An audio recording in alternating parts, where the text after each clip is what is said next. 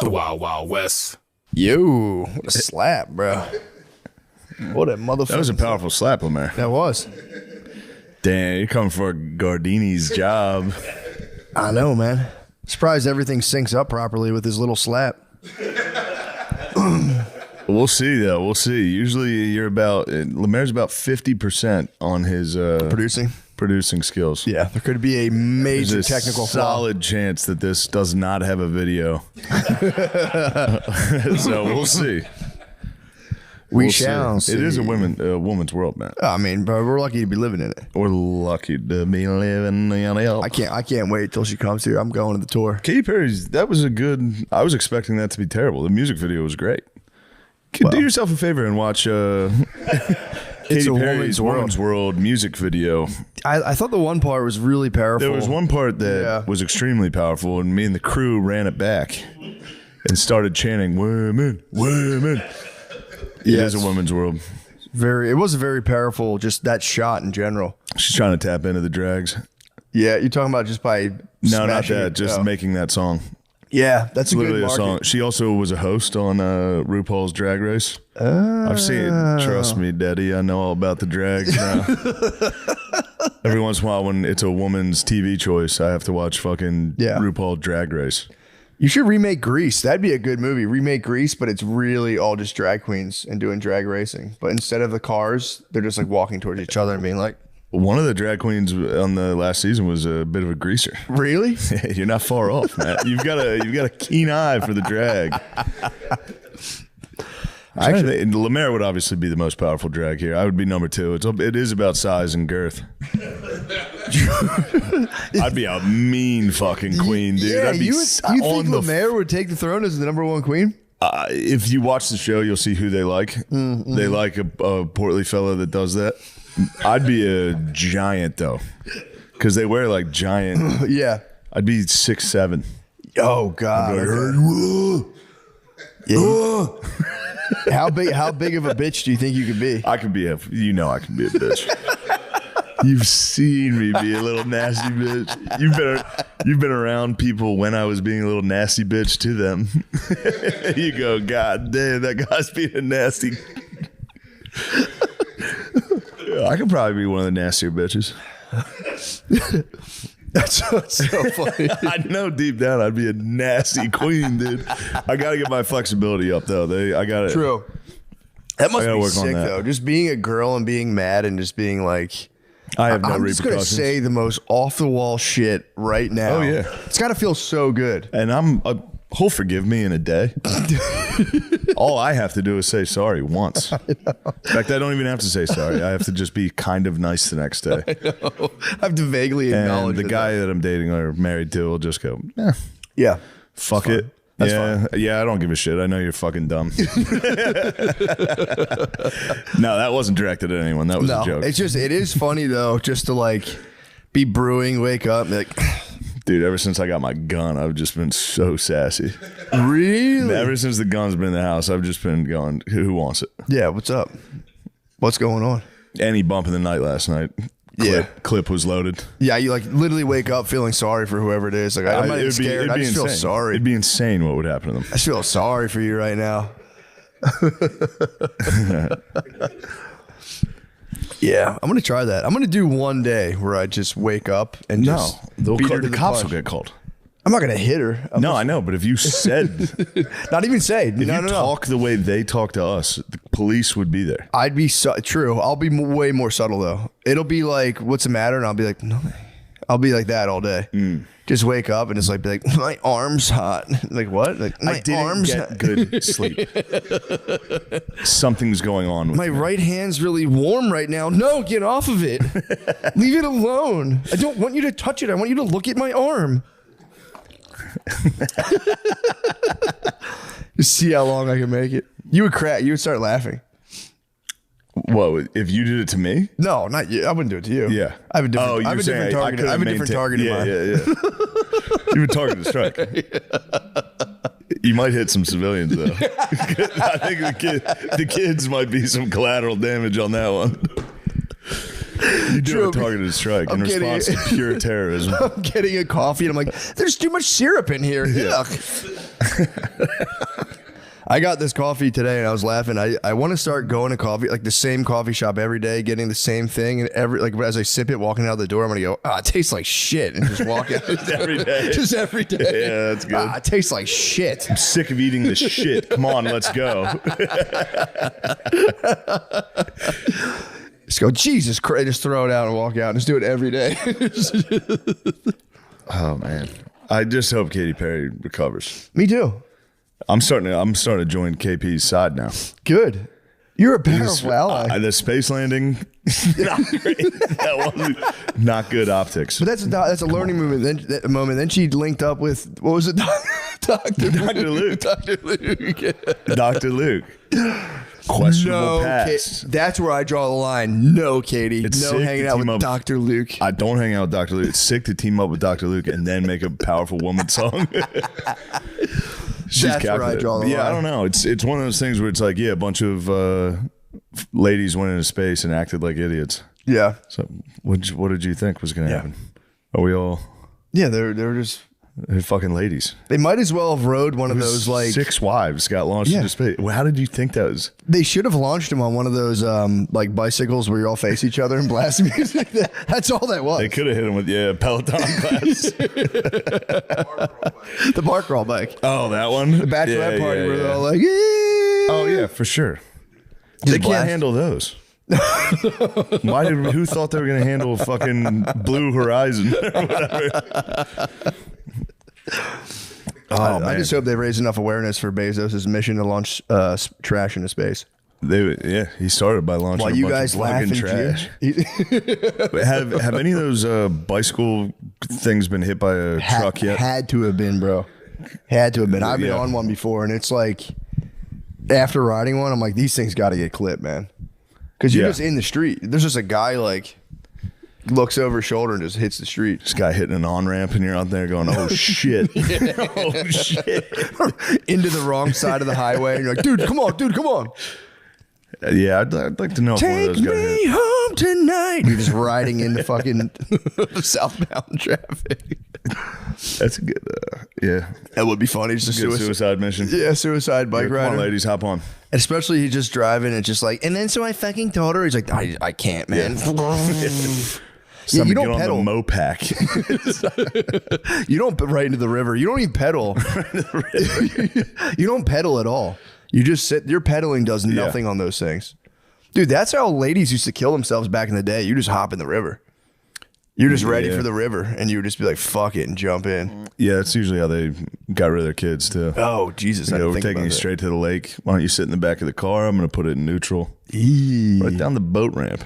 I'm tired of you crying. I want to go out with my friends. Yeah, I want to hang out. I want to go. I want to be a flapper. Did you ever like get to really going at the women? No, the flapper, that was in 1920. No, I know what a flapper is. I'm just saying the beginning of this has all been like fucking women are fucking annoying. I like it. We're on Katy Perry's side. What are you talking about? Fun. We support them. We do, dude. We're lucky to be living in one of those fucking bike things get clipped yet? I'm trying to make sure. No, this one didn't get clipped. It just fell. It just fell over? Yeah, they were going too fast. They were flying? Yeah. Well, I appreciate that. And it tipped over? Yeah. Dang, they probably got pretty hurt. Oh, yeah. I saw a sky bar. You ever see those things? They put like a bar on a crane. What? Yeah, really just high in the air. No. I saw one of the cables snapped on one of those and it like... Oh, they didn't. It turned into the fucking fun house, dude. Turned into a real fun house. Damn, that seemed like the scariest thing I've ever seen. I think it was in Puerto Rico. I could be wrong. Okay, maybe. What's the difference? Your father died in a Puerto Rican sky bar. Damn, I didn't know they do that. They just lift you up in a... Dude, when you're up that high, too, the wind catches you and you're swaying. Seems like shit. It's a terrible idea. Yeah. I want nothing to piss the entire time. True. If they're drinking. Oh, I didn't even think about that. Where do you... I guess they have like a little commode. What do you even do? Piss. Hey, now actually, you could sell me on going up pissing high, having Puerto Rican ladies pee on me and fucking 900 feet. You gotta start selling tickets to the underneath.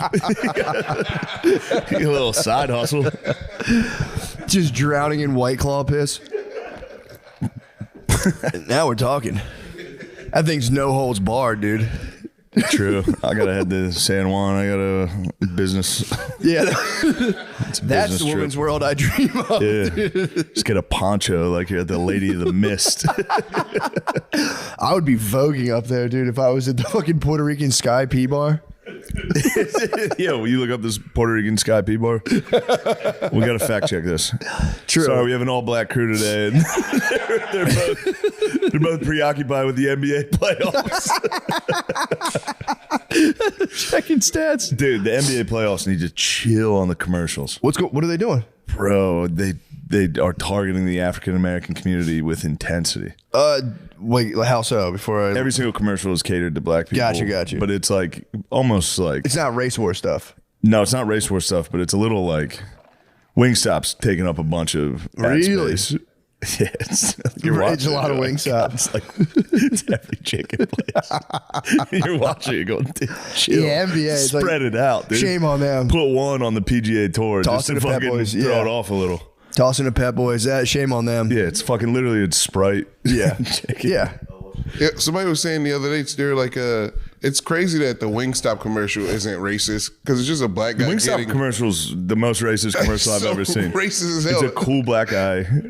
Just you describe it. He could, I can't even describe the Wingstop commercial without sounding racist. It's a trap. he's trying to pull out a Jenga piece, and then they put a piece of chicken in his face, and he's like, "Whoa!" and his eyes knock over the Jenga. Oh, that's the other one. That's the Yeah. no flex. So Yeah. that's a good one though. I'm talking. There's a new Wingstop commercial where it's a base. I think it's supposed to be an NBA player, and he's doing the whole fashion fucking walkthrough that they do, and then he hops in a limo and just crushes chicken. And every white guy on earth goes, I knew that's what they're doing. I knew that's what was going on in those cool limos. It's so fucking funny. In case you still want to know, it was Puerto Rico. It was one of the bars. They said a thing snapped, and all of the bartenders just started screaming all at once. And they just, no shit. Yeah, it's like that They're thing. not like pilots. They're not going to be like, oh, okay, we've got Yeah. a cable. Yeah. So they started We're gonna land screaming this. and praying. Yeah, dude. Oh yeah, they're Puerto Rican sky bartenders, dude. Surprised they weren't screaming and praying from the start. That's a major Caramba, dude. If one cable snaps in my Puerto Rican Sky bar, I'm fucking. that's when my accent comes out, honestly. Oh, That's really, holy fucking shit. No. No. God damn, I didn't know they did that. That's awesome. Because you could spin that thing around too. You can do whatever you want. You could. You got to get a hold of that. Terror. Terror of timbre. Mucho miedo. I believe it's important to take care of mental health issues because, Oh yeah. man, you got to get your mental health You gotta get your in mental line, health in otherwise check. you can really take you off, man. Next thing you know, you're wearing a cool necklace you think everyone's going to like, and then everyone's fucking mad at you. And It's true. turns out you should have just went to a therapist instead of. Should have went to a therapist and said, would it be cool if I got a dragon medallion? And they would go, absolutely not. Absolutely not. They would say, are you the man? You go, I don't Yeah, think. actually, we have a camp I think your dad's been trying to sign you up for, and Yeah. straighten you out. I'm going to pray. Yeah, and I mean, we used to think that dragon medallions were cool, and then we went to therapy, and the therapist to therapy. actually he beat me. The therapist beat it out. That's of me. why we don't go to that therapist anymore. And True. that's why we use. BetterHelp, guys. How we look at and treat mental health issues has come a long way, but there's room for improvement. In a recent survey, 26% claimed they've avoided seeking mental health support due to fear of judgment. For Mental Health Awareness Month, let's break that stigma and encourage people to get help when they need it. May's Mental Health Awareness Month. Dang, that's pretty cool. That's nice. Yeah, we can do it in May, and then I wasn't even aware. Yeah, I didn't know that. That's a huge problem. So yeah, it's just helped me just feel more comfortable. I have really fat thighs, and I've been uncomfortable about them. No, you have very nice thighs, Matt. I mean, they used to be fat. I've turned them purely. I turned my God, what I fat. would do to those fucking thighs. We should go to couples care, therapy and just talk about what you would do to my thighs. And we have done that. We've benefited greatly from couples therapy. Shane's made me feel like my thighs are beautiful. Well, they by are. Things he's done to them. I've wrapped them around my fucking ears. Guys, if you're ready to start therapy but not entirely sure where to begin, check out BetterHelp. It's affordable and convenient since everything is fully online, and they currently serve over 5 million people worldwide, so you know you're not alone when it comes to seeking help. That's good. We're all better with help. Visit BetterHelp.com/MSSP to get 10% off your first month. That's BetterHelp, HELP.com/MSSP. That's a good ad read. It's a great ad read. They're going to love that. Yeah, the commercials, it's the only time you see like purely white commercials is Fox. Yeah. And at the heart of white commercials is MyPillow, gold coins. What else? They do like fucking Help the Jews commercials. Yeah. Like, I like Jews. the right wing take on coffee. There's always like right wing coffees that makes me laugh. Oh yeah, true. Because you never see a right wing coffee shop. I just got these coffees, dude. It's pretty wild in there. The right wing coffee is it's a good move. Yeah, because it's only the gayest coffee. I know. Every coffee shop is like above and beyond. It's one thing to be like, hey, come on in and have some coffee. It's like, by entering this, you are sworn. You are an ally. Yeah. They hand you just like an Antifa black face mask. That'd be nice to have a coffee shop where it's just like, no balls in girls' sports. I saw a sign that had that the other day. There was a guy running for like local office. I don't forget where I was, but it was like, keep the balls out of girls' sports once and for all. Hire me to city council. I was like, fuck. I'd be tight if he gets elected and it's like, all right, dude, let's go. Get rid of the balls. He's like, I'm hitting the locker room right now. Turns out there was one in a neighboring district. Yeah. So that problem was already solved here. Time for me to focus on infrastructure. I wasn't ready for that. I was more of the balls guy. So I'm a little in over my head on this one. I ran on children's genitals, and I ran on a campaign of entirely children's genitals. Turns out it wasn't as prevalent as I thought. Pretty much everyone in this district agrees. You got to set up a false flag. Yeah. You have your 13-year-old son. You're like, look, it's for the good of the community. It's for the fucking dynasty. It's for the family, the city council dynasty. We could be the next Bushes. Yeah, that's a wild. I mean, he probably got elected. Where the fuck was I? I don't remember. Oh, you know what? I think it was in no, it was in Alabama when we were down there. We were driving. I mean, that's a fucking layup. Yeah, bro. He's dead. Holy shit. 360 Tomahawk. Dude, I was in San Francisco this weekend, and it was we drove through like the Mission District. I think that's like there, like Kensington. Oh, shit. Dude, it's fucking wild. It's not as like big and thick as Kensington, but it's insane. I drove pause, my bad. I drove through, and dude, they have like thick is crazy.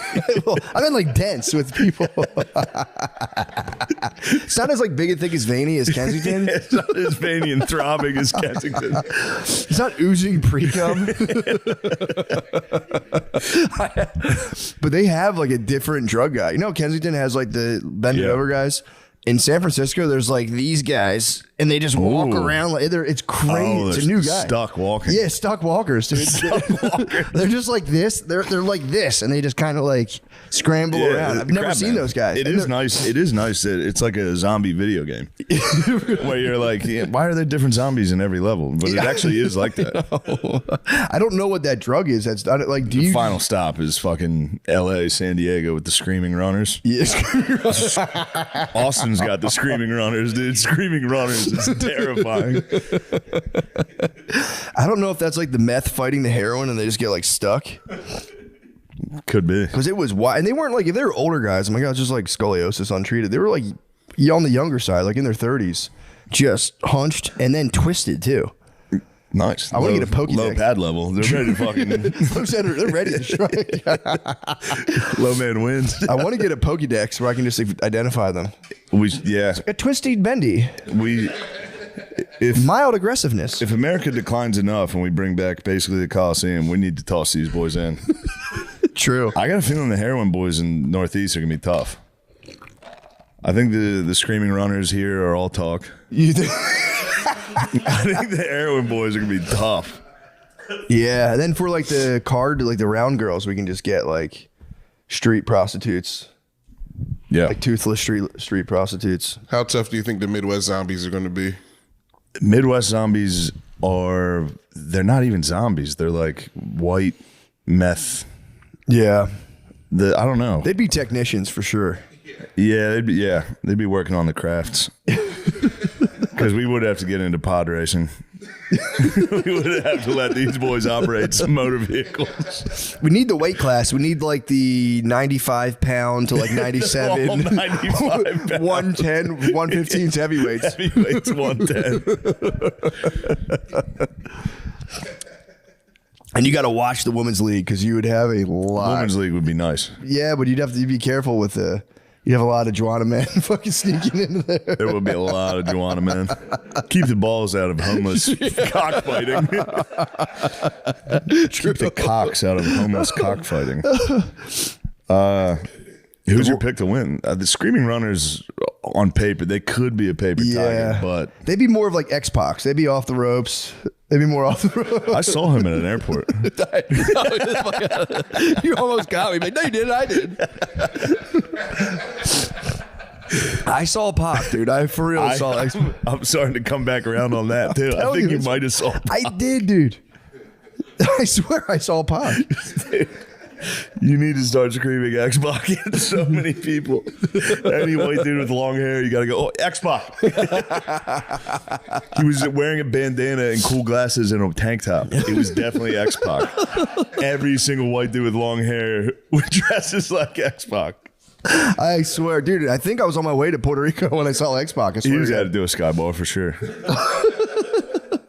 You might So have snapped the cable. fucking black guy with dreads and tattoos and be like, Ja Morant. It's like, dude, there's every dude with dreads that's skinny looks like that. We'll never know. I'll have to call my friend because he was there. Wait, can you remember when we saw Pac? That used to be our dreads. Yeah, Long hair like that? Wet curly hair. Yeah. True. That was much more prevalent. It was. It really It was. was like every other guy. Yeah, just part right down the middle. Pretty sick. That was fucking tight. Whites had swag back then, dude. Whites had crazy swag in the 90s. Come on, man. Whites had crazy swag in the Grunge? 90s. We were going nuts. That might have been y'all worst look era. Period. What? The long hair, like Crazy little barbed wire tattoo. That shit's sick. That was Reflective nasty as hell. yeah, y'all were Don't off the fuck with rails. that guy. To be fair, we were in like a weird incubating stage because that's kind of when white people started trying to dress like black people. So Yeah. we were in like a weird. We were We still weren't sure what to transing. be. Yeah, we were still transitioning. And then like you this guys, era. you guys kept switching it up so fast on us. Like, give us time, man. Let us catch True. up. Then you guys copied us. Kanye brought out the polo, and that fucked us. That reset us. But we untucked them. It made it a little more free. You guys always kept the polo tucked. It's a whole different thing. Don't get me started on race war, dude. Dude, right now. Talking is tucked. As soon as I got my gun, dude, I was fully race war. Did you have you been on X in a while? Yeah. Mine is for real. Like, Me and Nate were just having this argument. Were you yesterday. really? Not an argument, just a nice discussion. dude, mine is The algorithm's full on. fired up. Yeah, mine's full on race war, like race baiting, and not even like like this. It's like go back to Africa level. Like it's insane, man. The lady who gave the finger and said the N-word has raised like $600,000. And then there's like, but she's against the guy who Murdered a guy? Yeah. Allegedly murdered a. No, he did. He definitely stabbed a kid in the heart in front of everyone, and the kid died in his brother's arms. Yeah. And people are more offended that the lady who said a word has a GoFundMe. But she has more. That's the problem. Oh, she made more? The lady who said a word? Yeah. Or the guy who stabbed the kid who stabbed Yeah, another he kid in didn't the make heart. enough. That's a problem. He didn't make enough money? No, he only made like $400,000. No, I think they made more than that because Did he he? got an Escalade in like a house. Yeah, he did. Allegedly. No, I saw that report as well. Yeah. But who knows about these reports, dude? I'm getting hit with. I'm for them having like somewhat of an equitable share of their funds. I think they should I get feel married. like one crime is more severe than the other. Saying a word or stabbing someone in the heart. Yeah, I mean, I could see you thinking that. That's where I get. That's my little hang up on this. Is one person talked Yeah. and the other person stabbed someone in the heart. The craziest part, I don't know how people even researched it. The guy videoing the lady is apparently a pedophile. Of course. He's a fucking pedophile. Alleged. I don't know if this is true. Why do pedophiles keep filming people? They keep getting involved. They're with like, things. he's a pedophile. I don't know how they even. You can't even see the guy's face, and like he's a pedophile. And then They might be tossing these pedophile charges out willy nilly because you can literally lay on the ground at a protest and shoot a guy, and chances are he's going to be a pedophile. Chances are everyone's going to go, "No, it's like fish in a barrel." Yeah. I watched a clip of I think it was on the Sean Ryan podcast. He had a guy on who like busts pedophiles, and he's like, dude, it is so much more prevalent than you think. Child porn specifically. He goes, dude, you should, I don't know, we'll get age restricted, but you know, the stuff. Yeah, whatever. But he goes, dude, the amount of like the sheer volume we're tracking of people accessing it is super high. And according to him, he was like, and it's high in like 20-year-olds. So he's like, you get a lot of younger dudes hitting the fucking CP. Oh God. Yeah, man. It's fucked up. Now, how do you even find that stuff? How do you find it? I've been blocked. That's a funny bit. Yeah, I know. Just being like, where do you even find something like that? I think it's like a reverse runner situation. How like kids ask like guys like us to buy them alcohol. You got to go to a school and be like, just hang outside and be like, yo, can you point me in a direction? Yo, can you they go into school, like you gotta wait outside school for them to come out, like you don't have day school, right? Fuck. Somebody comes out and goes, get the fuck out of here. You go, oh shit, we gotta go. Oh fuck. Fuck, my dad's gonna beat the fuck out of me for this. my dad's gonna be so pissed I was trying to score child porn at a school. Fuck. Here's the car ride home. Like, I didn't do it, I swear. Yeah, no music on in the car ride home. Fuck. There's in the back seat. That is fucking bullshit. It's not true. Kid's a fucking liar. It was my friends. I was just there. I was just skateboarding there. I didn't even want to fucking that stuff. Dude, it's like going out into the world and like at 35 getting rounded up for some CP and having to crash land back into the parents' nest, man. What a fucking nightmare, man. Yeah. What a nightmare. You got to move in and kill your dad. You can't. First step is like, I got to kill my dad. Yeah, I got to go back to get a win in the, you know, get one in the win column, and then let's build from there. Step one, I got to kill my dad. Before that first breakfast together, he's reading the newspaper. Breakfast. He's reading the newspaper. Putting the paper down, looking at you, going.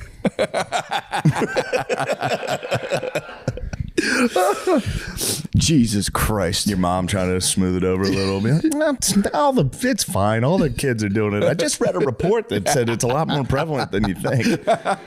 Thanks, Mom. It is. Well, yeah, that would be rough stuff. It's a tough bit. I mean, it is funny to think about your dad just going, what the hell are you thinking? I don't know what you're doing. I don't know. I learned it from you. I only look. I found it under your bed. I only looked at one. One? All right, 4. All right, I was looking at 4. I looked at 4 child porns. He just gives you the belt. You gotta get the belt. No, Dad. Yeah. Can I take your car? Can I borrow your car? A couple of the guys want to meet. You're not going anywhere. I fucking hate this place. I make one mistake and fucking my whole summer's ruined. Your wife and kids are living with you. Yeah, the wife and oh, man. There are some true ride or die bitches, though. Yeah. The ladies that stick around with the fucking convicted pedophile. It's crazy. I knew a guy. Like Mrs. Sandusky, I think, held it down. Did she really? Yeah. Dang, bro. I think she held it down big time. Did she really? Yeah. Yeah. She was like, oh, come on. According to the Netflix film and the Sons, yeah, Mrs. Menendez held it down. Dang. I mean, if Mrs. She literally ride or die. She died. She did. She fucking was there till the end, eating ice cream, watching TV, getting fucking popped. I mean, Mrs. Sandusky probably like went to a priest and was like, I don't know what to do. And he was like, There he goes. fine. Small fucking, it's small potatoes. Dude. You guys are gonna be fine. This is nothing. He's probably just gonna switch schools and just do it again, dude. It's fucking sick. Hopefully the new pope cracks down. Hopefully we need the black pope. We need Africa Core pope. I thought did we not get a pope? I thought we got one. We got one? I think. Did we get a pope? I feel like I would have. I feel fatherless right now. heard about that. Smoke didn't change? We would have heard about that. They're still in there chiefing. The Cardinals are chiefing, dude. Chiefing frankincense. Boxing the fucking Sistine, dude. AP News says 13 minutes ago, the conclave to elect a new pope has officially begun. Yo. Let's go. That's sick. What was like a cardinal hold it down in the meantime? No. There's got to be some dude that's calling. I guess no. Yeah. I guess there's the head guy that runs the conclave. Yeah. Yeah. Dang, that's got to be so tight, dude. Just like finally we get to burn all this incense and do all this shit. And true. And they're mostly geezers. So like, this is probably my last one. Yeah. This shit rocks. Fuck. It looks scary. It's like all the cardinals descending upon like the Vatican. It looks scary. You should be scared. You should fear God, homie. Yeah, dude. I fear God, homie. Yeah, that'd be tight. Just to listen to those conversations. You guys need to become Catholic. Look who it is. Oh, baby Billy. Little baby Billy. Not going to answer that.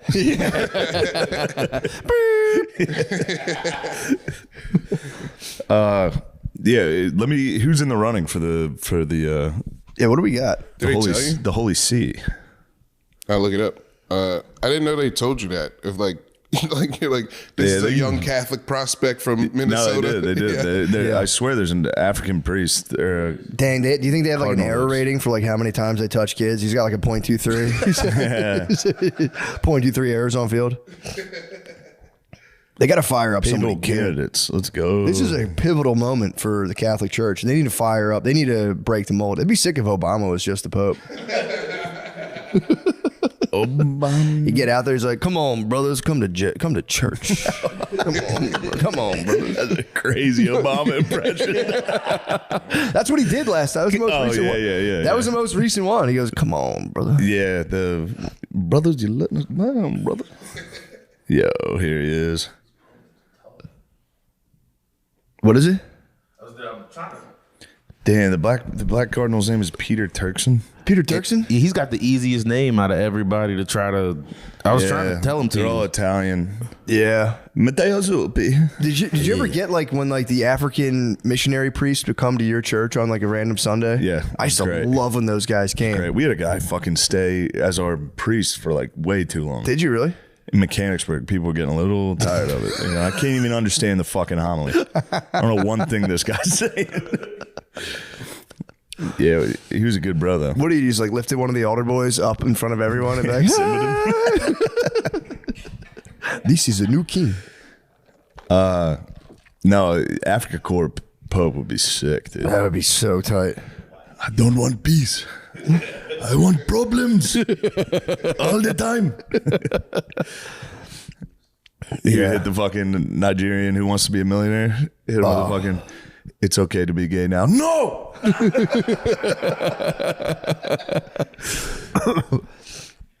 Yeah, we need that. We need to switch it up. If we get another like an aged Italian guy, it's time to switch it up a little bit. I agree. What you got? There's a Filipino pope. Filipino Pope? I don't mind that. There's a Filipino guy in the I running. like the Philippines. A couple Filipino guys. It looks like What? a guy from Jerusalem. Uh-oh. Is he back? Is he back? Could he be? It says he's a cardinal, and I can't even begin. His last name is Pizza Baller. And Oh, yeah. That's the one. That's the one people are hyped on. Pizza Baller? Pier Batista Pizza Balla. What's Pizza Balla up to? Pizza Balla. It says he's a cardinal. He's 60, so he's kind of Oh, young. damn. He's from Jerusalem. What? He's the Bishop of Jerusalem. Whoa. He enjoyed a simple country life. Uh-oh. Well, Pizza balla. I don't know about that, but I think it's simple. This is crazy. Look at the advertisement for this. Is this a yoga lady? It's the lady on all fours. It says gynecologist baffled.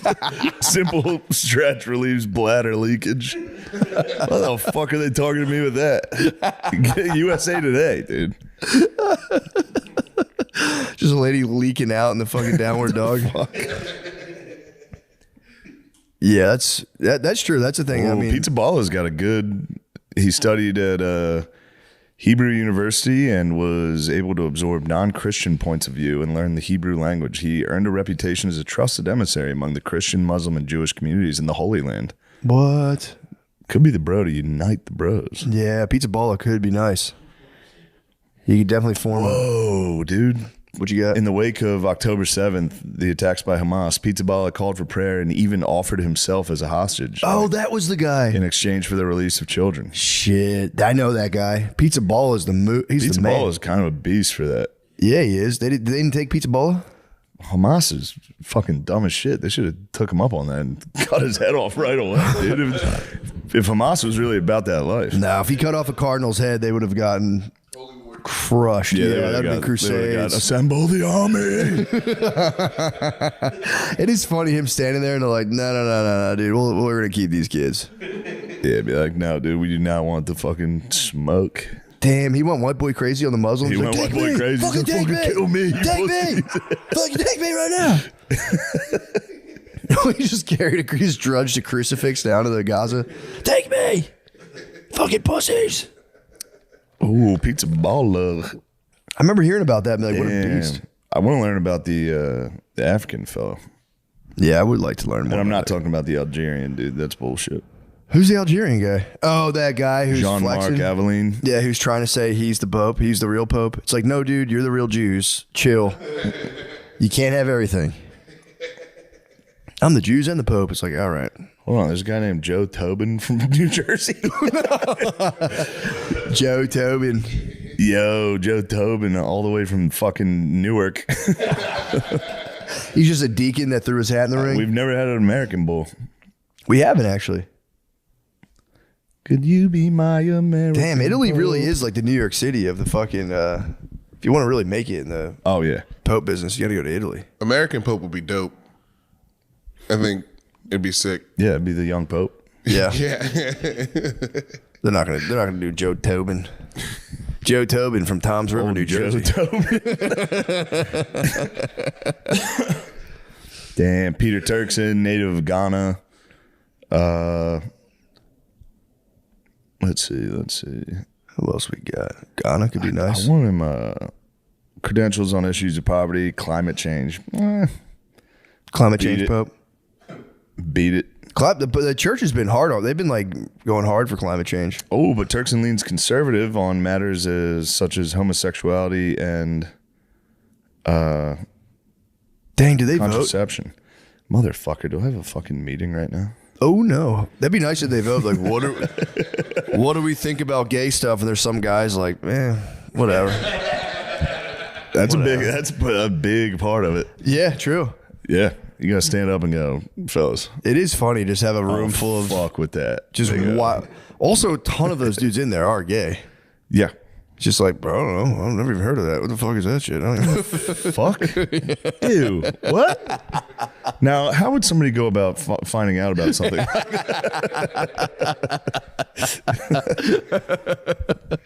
How do you even do that? I'm curious.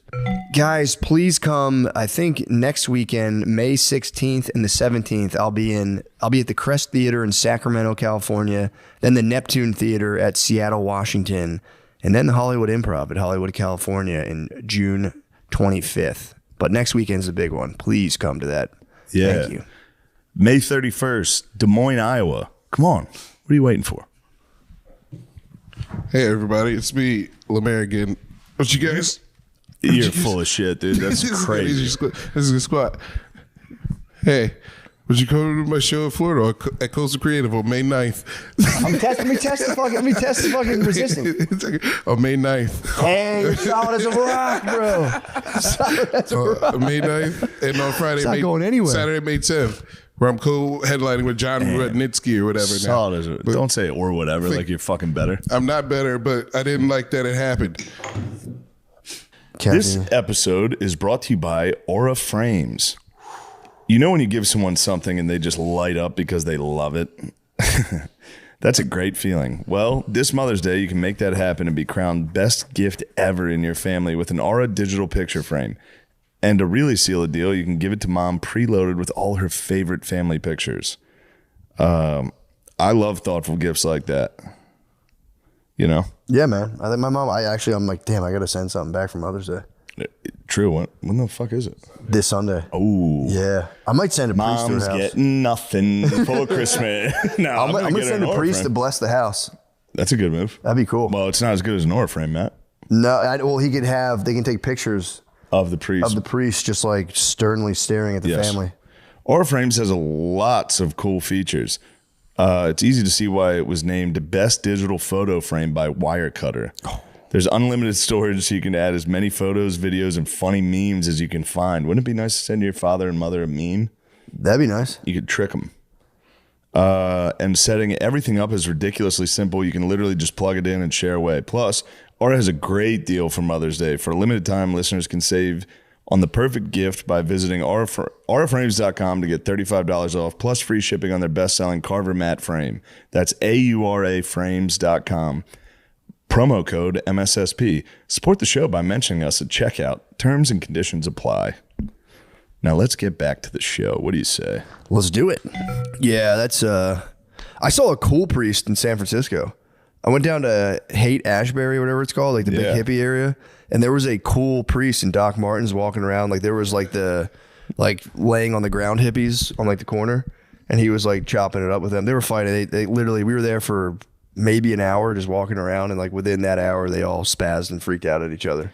It's not fucking cool, man. You fucking do, man. They started freaking out on each other. I was like, dang it, this is what hippies always do. They always spaz on each other. They were like jamming on acoustic guitars. It was sick. And I've been big into hippies lately. Really? I've been watching a lot of Vietnam. Oh yeah. Yeah, I'm back. I'm reading a Vietnam book, watching Vietnam documentaries. That's tight. You know what pisses me off about Vietnam documentaries? What? They always cover. Ken Burns did it, and now this Netflix one does it, where they interview North Vietnamese, like civilians and they always cover American atrocities. I've never seen one where they focus on what the fucking Viet Cong were doing to people. Yeah, what did they do? What they torture? Horrific shit. Yeah, they're kidnapped and murdered like everyone. Dang. Priests, they're butt fucking priests. Oh yeah, that's I think Thich Nhat Hanh, or that guy who wrote all those books. He like escaped from there. He said it was like pretty bad. Yeah. Dang. Yeah, it was bad. Yeah, I mean, the only thing they ever really cover is like John McCain and this one pilot. I think his name was Alvarez. He got shot down like day one and stayed in prison the entire fucking war. Damn. Yeah, it's a tough time. Yeah, I do. From what I've heard, they didn't treat the prisoners well. Day one. You go, how long is this war going to be? Like, it should be a couple days. It's a decade, isn't it? It's going to be a decade. He made it. He made it out of there? Yeah. Holy shit. Yeah, he's a freak bull. Yeah, 10 years. He's a freak bull. 10 years. Not even like a shitty hostel either. You're in Vietnamese. I could be wrong. He might be the one. One of the bros was getting interviewed because they always do. The North Vietnamese would film the prisoners to be like, tell them we're treating you good. That's so and the funny. one guy did fucking Morse code with his eyes to be like, they're torturing us. It's pretty sick. Oh, dang. Yeah. And didn't even notice he was doing it. No. Shit. What a genius, too. Yeah, that's crazy. Yeah. Be like, fuck, I fucked up. It'd be funny if you just did like, I'm doing nothing but a lot of gay stuff here. But then you're like, I fucked up. I got that thing way wrong. He's doing a lot of gay stuff? Yeah, that would suck. Especially if you're there for 10 years. Like, I mean, you know, you're like, unless you're doing like a legendary SR, you're going to at one point break and you're like cranking them out in like an underground Vietnamese bunker. Yeah, you're cranking them out. Cranking them out would be crazy. Getting caught too. Like, you're like, oh, fuck. Don't come in here. Like, you guys gonna rip my fucking fingernails off again? I'm trying to jack off. You're like an underground. I told you everything. I was here day one. I don't know what's happening. I got no more information. I have no idea what year it is. I got nothing to tell you. Dang, dude. He just probably moved back to like some Midwest town and just settled back down and chilled. Yeah, probably kept that one to himself for a while. Yeah, sure. Yo, were you in Vietnam? No. Yeah, or you could just be like, not really, sort of. Kind of, yeah. Dang. That fucking stinks. It is sick. Surviving a plane crash is like, I always hope. I'm like, there's got to be a way. Yeah, you got shot down. I think he ejected over water, landed in water. A bunch of guys on a fishing boat came out with guns. Like, damn. Fuck. That stinks. Fuck. That fucking stinks. It would be cool though once another guy shows up. You're like, thank God. Yeah. You mean another guy that got captured? Yeah, he was the first guy. He was probably by himself for a minute. Yeah. Just sitting there like, this is so boring. Yeah, another guy shows up. You're like, yo, it's not that bad. Hey, my name's Joe Manitoba from New Jersey. Hey, I'm Joe Tobin. Joe Tobin. From Newark. Joe Tobin from Newark. That's crazy. Dude, Joe Newark. Tobin, the Pope. Newark is crazy. Yeah, it's tough. When you were in New York, I had like almost ran out of gas. Lemaire, were you with me that one time in the car? I think it might have been Gardini. We got stuck in Newark, and I almost ran out of gas. And I was like, there's got to be a gas station. My GPS took me to a fake one, and I ended up like deep in a refinery that like I couldn't get out of. It was terrible. Like you can't find people in those places. It was just industrial. Terrible. I was so scared. You were spooked. Yeah, because I was like, refineries are scary. Dude. Yeah, and I was like, I'm gonna have to like walk. I'm gonna have to like get buzzed into like a barbed wired fence and explain to like all the dudes at the refinery I ran out of gas like a housewife.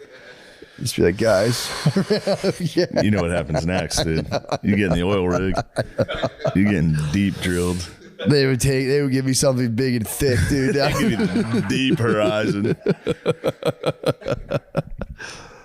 Yeah, that's but yeah, the Vietnam thing, I don't know. America loves hating itself. Yeah. Every one of these I mean, don't get me wrong, we should definitely be like, what the fuck was Vietnam? We should have never been there. That sucked. Yeah, for sure. But yeah, let's not act like we were just over there fucking up the nicest guys on earth. Yeah. They're pretty bad. Yeah, when you put the magnifying glass on anyone, you're like, oh, Jesus Christ. Yeah. Turns out these guys are up to bad stuff too. And you never know. Here's the thing you never know. It's like, say America didn't totally rise to power. If I think of any other country right now, if they rose to the level of American power, like how bad the would Soviets won the Cold War? Yeah, dude. Soviets. That's China fucking rose to absolute power. You think for a Lemaire second. would love it. He wants it. He begs for it. Do you know any of those like intellectual like socialist type guys? No, they love China. They're like, dude, China's gonna beat our ass, dude. China's so fucking sick. They're just like subbed out. They're like they subbed out. They sub out so hard for China. That's so weird. Me and Nate were talking about because we were arguing about not arguing again, having a nice having a nice racial discussion about the algorithm.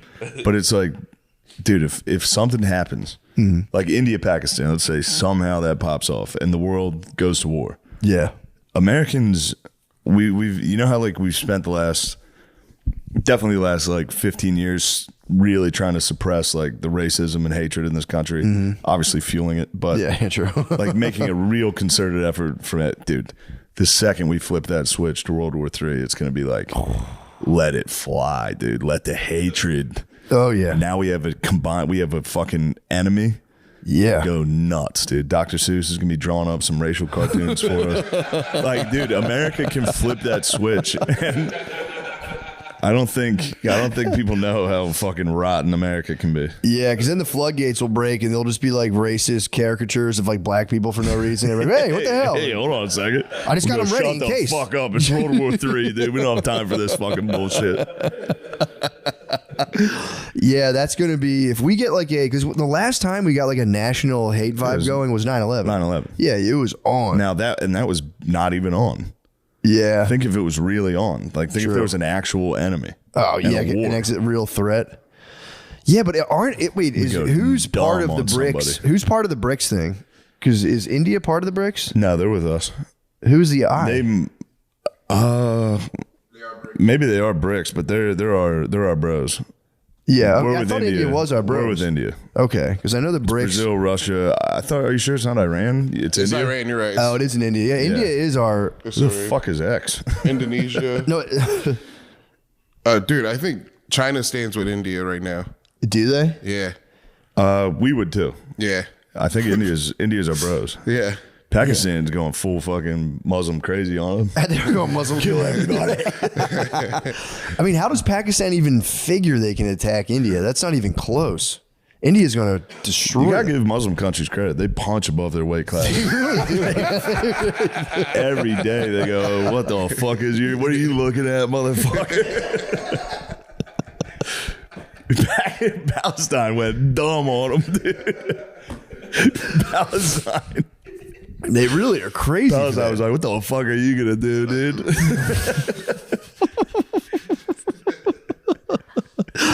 Yeah, dude, they for real went nuts on the Fortnite attack. They hit the Fortnite. They said, "What are you gonna do about it?" Yeah, and Israel's like, we're going to redo the maps here. We're redoing the game We maps. just deleted the game. Fortnite's done. You're right. Yeah, Pakistan. Who was gassing Pakistan? I was like, no, dude, you fucking. That's because I will die for Pakistan. Pakistan's day one. You taught that. And they got nukes. They both have nukes. So both of them are going, dude, we can do it right now. I don't know why I feel like Pakistan gets their nukes from where like the coyote gets them from. For sure. I feel like They have Acme's. They have Acme's. They have Acme nukes. They have the North Korean rockets. That was the best. Kim Jong will go up there and be like, everyone check this shit out. It just explodes. The North Korean World Fair has got to be awesome. They just show like food. They're like, yo, we got some fucking food's coming. We got some food. 2040, the land of the future. There's going to be fucking grub.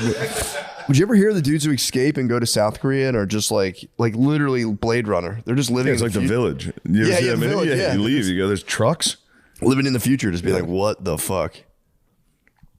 Yeah, I just read a nice book this weekend on the plane. I found it in a bookstore. It was just like a lady who, I guess like in the 70s, something fucked up happened in South Korea, where a guy just declared himself lifelong president. He just smashed. Where was it? Korea. I think it was South, or maybe it was like right before the war that divided South and North Korea. Was that in the 70s? I think. No, that was 50s. The Korean War, yeah. So the Korean War split it in half, and I think in like the next 20 years, there was a little bit of obviously some tumult. Yeah. And this guy was just like, I'm the president forever. And it just set off this like horrible wave of violence and poverty.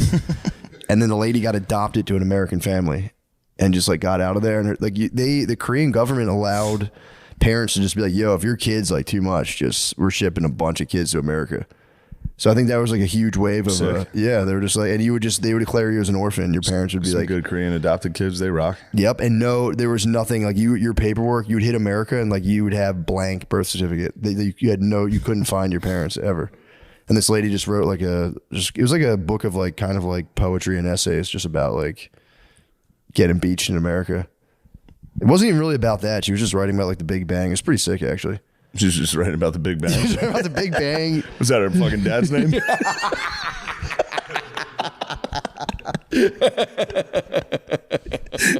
Big Bang, that's Little Bang. Dude, dumb racist jokes are such a good dad racist joke. Big Bang, it's so funny. We're firing today, dude. This feels like a Patreon. The temperature is cooking on this. Yeah, I'm heating up a little. Feels like a Patreon. Big Bang was too good to pull back on. Pull up. Terrain. Straight for the mountains.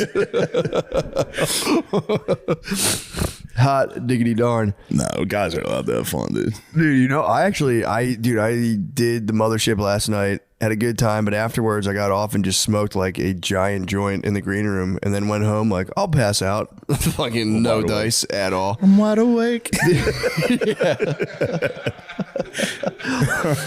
I was just laying there.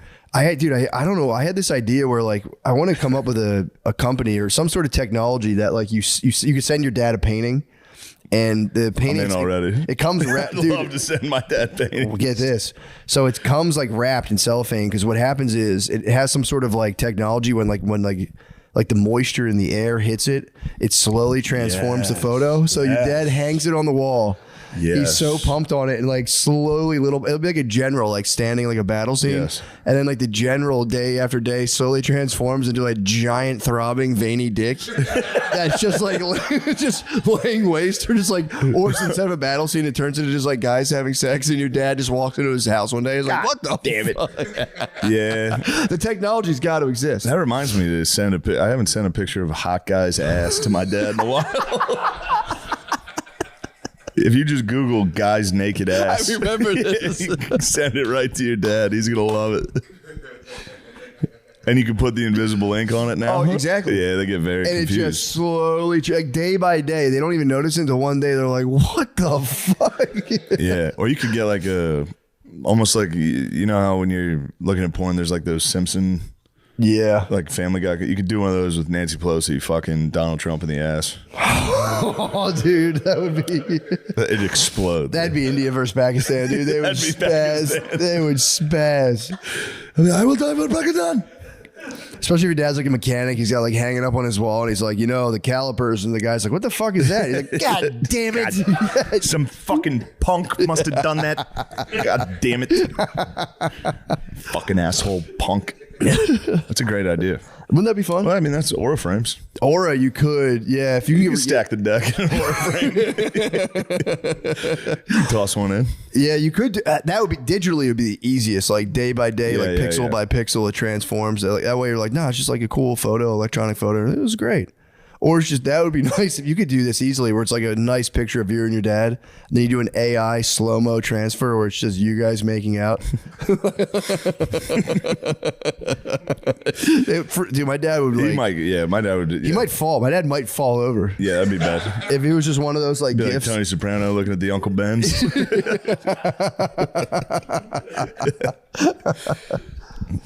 Yeah, that's a great idea. That was keeping me up last night. I'm like, that would be so funny. And then I came up with an idea for immigration we could do, where you could sponsor.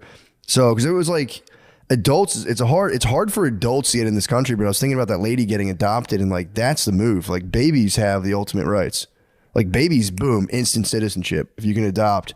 So what I want to do is set up an adoption program where you adopt like a child from like El Salvador, but then the deal is the child's whole family comes, like whole extent, like mom, dad, uncles, aunts, all the kids come. So as part of the deal is you can adopt the kid, but you can sponsor a whole El Salvadorian family, but you have to have the means. But then it becomes like a vassal thing where they become your vassals in a cool way. Hold on, hear the whole idea out. So they come, you set them up. They have citizenship. They have total citizenship. It's more of like indentured servitude. They have citizenship. They can rock. They can do their thing. They're free citizens, but they have to be the producers on this podcast. They have to sell merch after shows. But no, you get to tax them. So you grant citizenship. You pay what it is. You grant you now. You have like, imagine that, dude. You have like a casita, and you have your vassals. They're free to work, do their thing. They can build their own empire. And what the ultimate showdown is, the adopted kid, as soon as he turns 18, if he outperforms your own bio kid, the whole empire goes to the El Salvadorian kingdom, and your kid has to fight back then. He becomes that vassal for the El Salvadorian family. If he outproduces their offspring, it goes back and forth. It's like kind of like a kingdom. Kind of tight. Yeah, I mean, I don't know what to tell you. There's a lot of holes.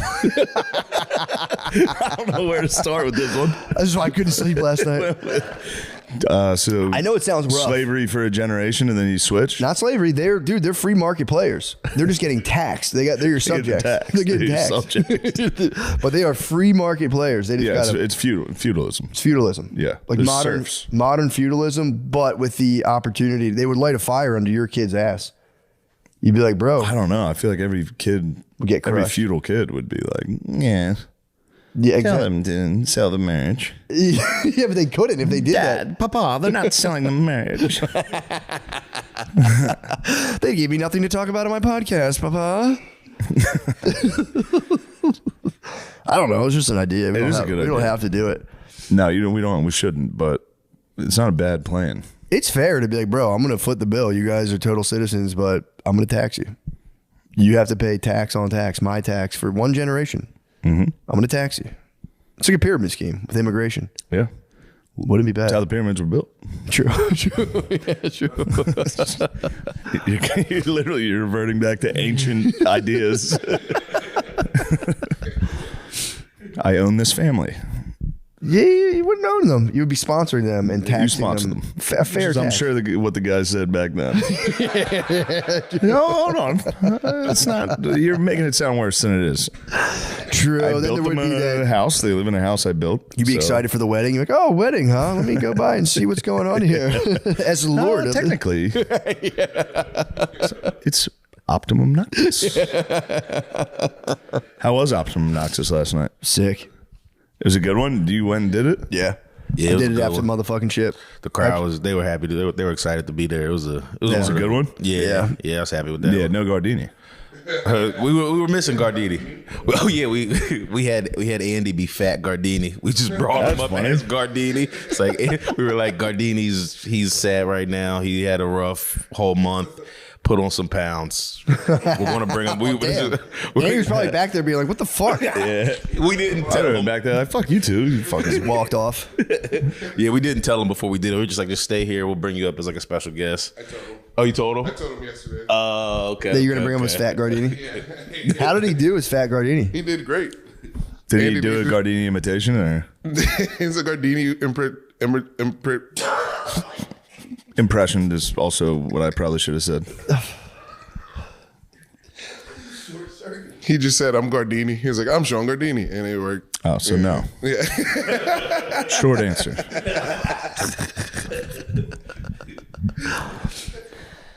Yeah, I short circuited. I had a line last night. I forget what it was, but I just botched it, retried it, rebotched it, and then finally just waved the white flag and was like, "Guys, we're skipping that one." Yeah.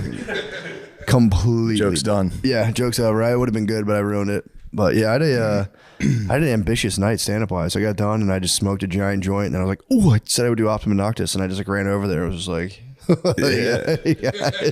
yeah, what's up, guys? Yeah, it's always fun.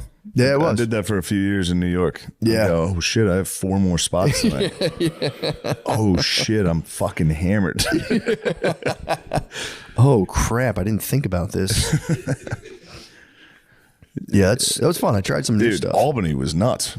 What was up with Albany? I did Albany and Buffalo this weekend. The crowds were, oh yeah, they were fucking crazy people. Yeah, Buffalo. Buffalo's always great. I've never done Albany. I did the Albany Funny Bone, but okay, they were going crazy. Yeah, Buffalo's wild. I don't know much about Albany. At the end of my show, when I was like, "Thank you guys very much," I saw a guy running down an aisle like to the crowd, like, "Yeah, let's go." That's sick. They were going crazy. Yeah, dude, that's Bill's Mafia. I found out they lost the River Rats, their AHL team. No. I was like, you guys need to bring back the River Rats. And the whole place was like, oh. The fact that you know about Buffalo minor league hockey is truly impressive. Then I hit them with I was a Hershey Bears fan. They all started booing the Hershey Bears. I was like, bro, 12 Calder Cups going for our 13th. You guys don't even have a team right now. We're literally in the playoffs right now. I'm trying to fucking help you guys. Trying to be nice to you guys, but don't compare the River Rats to the Hershey Bears ever. You're talking fucking Yankees Expos, dude. You don't even have a team. The Bears. I think I've seen the Bears. Nice, I think I've seen the Hershey Bears play before. Give it to the Phantoms. Yeah, no, you know what? I own the Phantoms. I can see him crushing the Phantoms. The fights in minor league hockey are awesome. Yeah, they fight nonstop. Although Bears Phantoms is going on right now. Really? I gotta check that. Dang, I didn't know the Phantoms were just completely crushed by the Bears. I mean, that is like our Canada. Oh, actually, it was 1-0 when I made that claim. It's now 2-1. Phantoms? Yeah. Let's go. I've been following the Phantoms program. We've made a lot of changes in the Phantoms program. They still haven't changed the logo. They like that logo. What do the Phantoms have? Just like a weird... Looks like the Phoenix Suns kind of color scheme, from what I remember. It's like 2 different flyers, symbols combined. Yeah, it's like the Pizzagate facing logo. each other. It's a Pizzagate. It is. Pizzagate's not Damn, the Bears need to get a cup. What's the cup called? The Alder Cup? The Calder. The Calder Cup. Dang, the Bears have how many Calder Cups? 13? Damn, who has the most Calder Cups? AI overview. The Hershey Bears. Yo. 13 Calder cups. Holy shit. Dang. It's a storied program. Hershey, PA. Come on, man. That's awesome. I didn't know that. I think the Phantoms were late to the party, too. Yeah, the Phantoms were late. They split off. The Hershey Bears have been playing since fucking the 20s. That's crazy. What's going on over there? Also, A racist meme? Let me hear about it. yeah, true. Come on, guys. Also, minor league, nobody hits their wife more than minor league sports players in the, like, back in the day. That's a fair assessment. I feel like they led. I feel like they really. Yeah. That was because it's like a Minor brutal league mix. baseball. Yeah, you're like on the cusp of the major Yeah. leagues. You're fucking, a well-tuned athlete. Oh, you sent it to me? Fellas, you guys are putting me in the jackpot.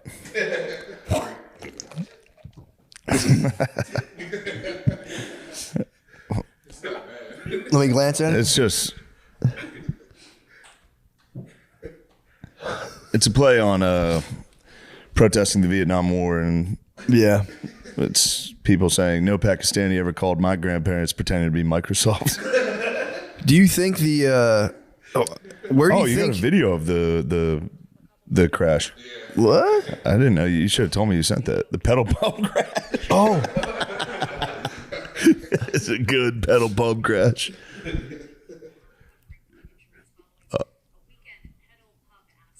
oh no. Oh, sucks to be on Right the in front left of the side. Einstein Brothers bagels. Oh no, it went on the one side too.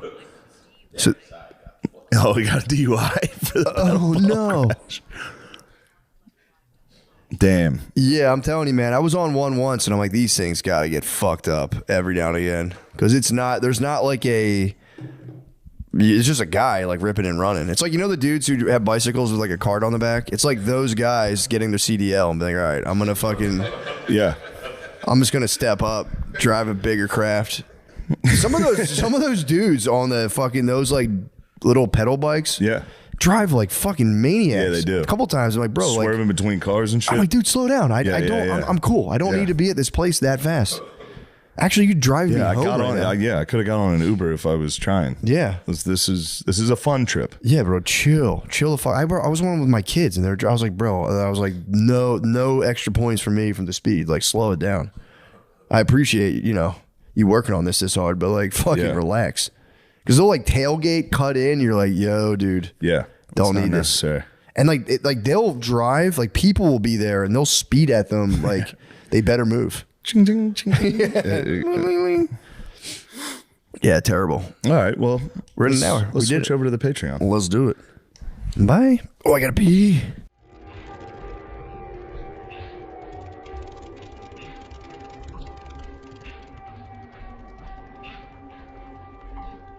The Wild Wild West. All right, we're here. Welcome to Matt and Shane's Secret Podcast. Shane did last week. I'm here with Tony Hinchcliffe, dude. In this pro-ass studio founded by Josh Cabaza.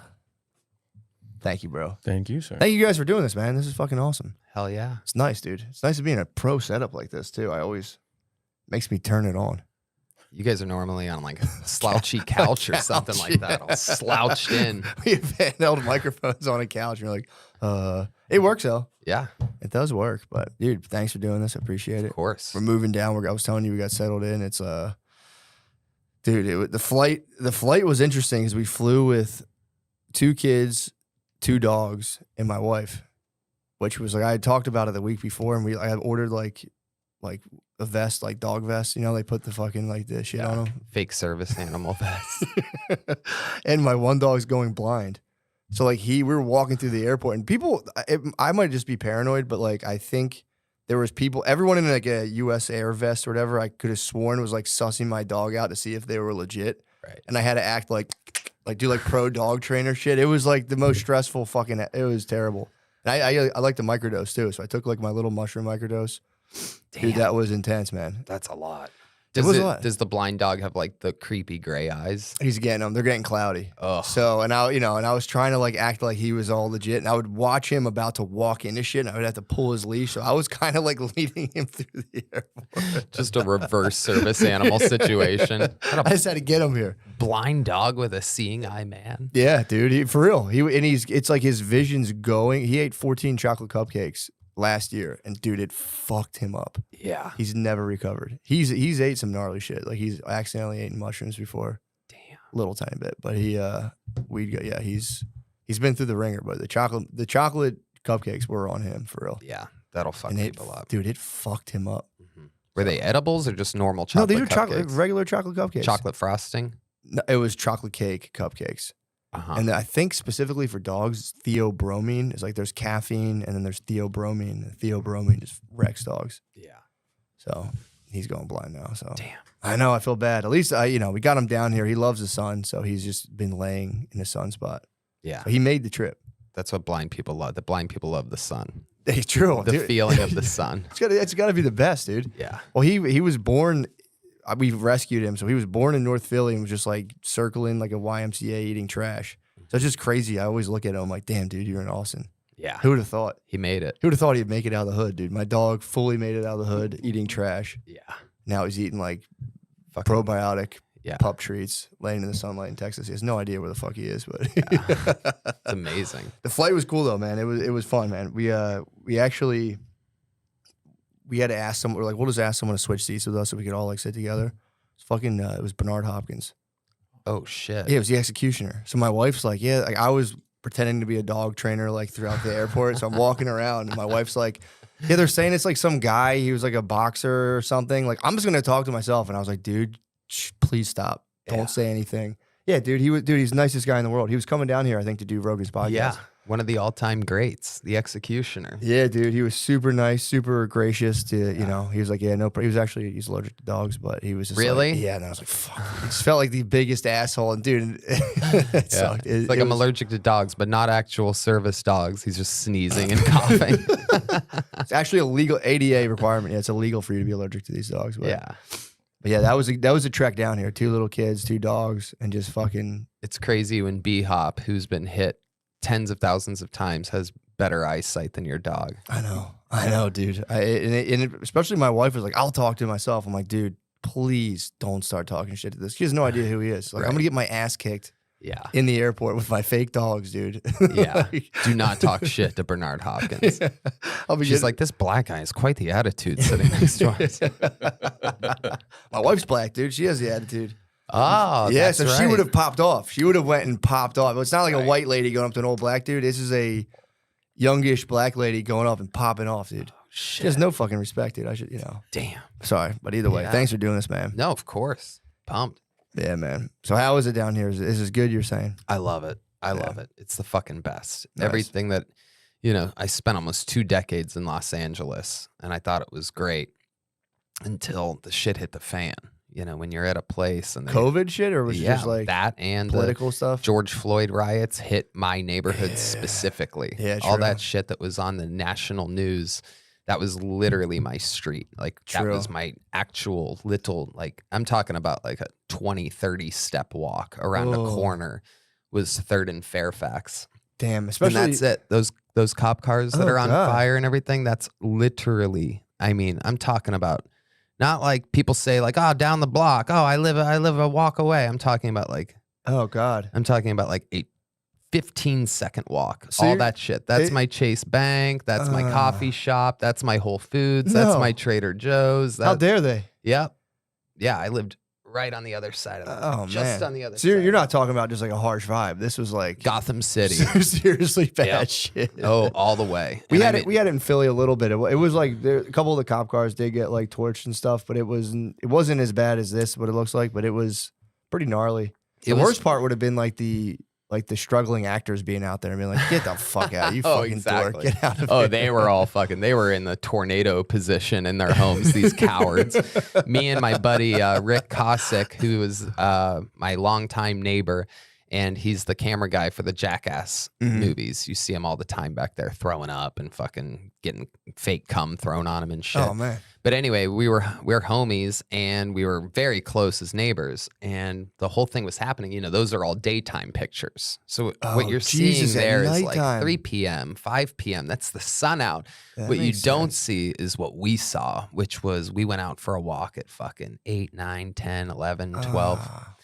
And it was like the craziest shit you've ever seen in your entire, every single inch of everything was covered in graffiti, and people without license plates were just pulling up and breaking a window that was existing of a business that we all know the owners of.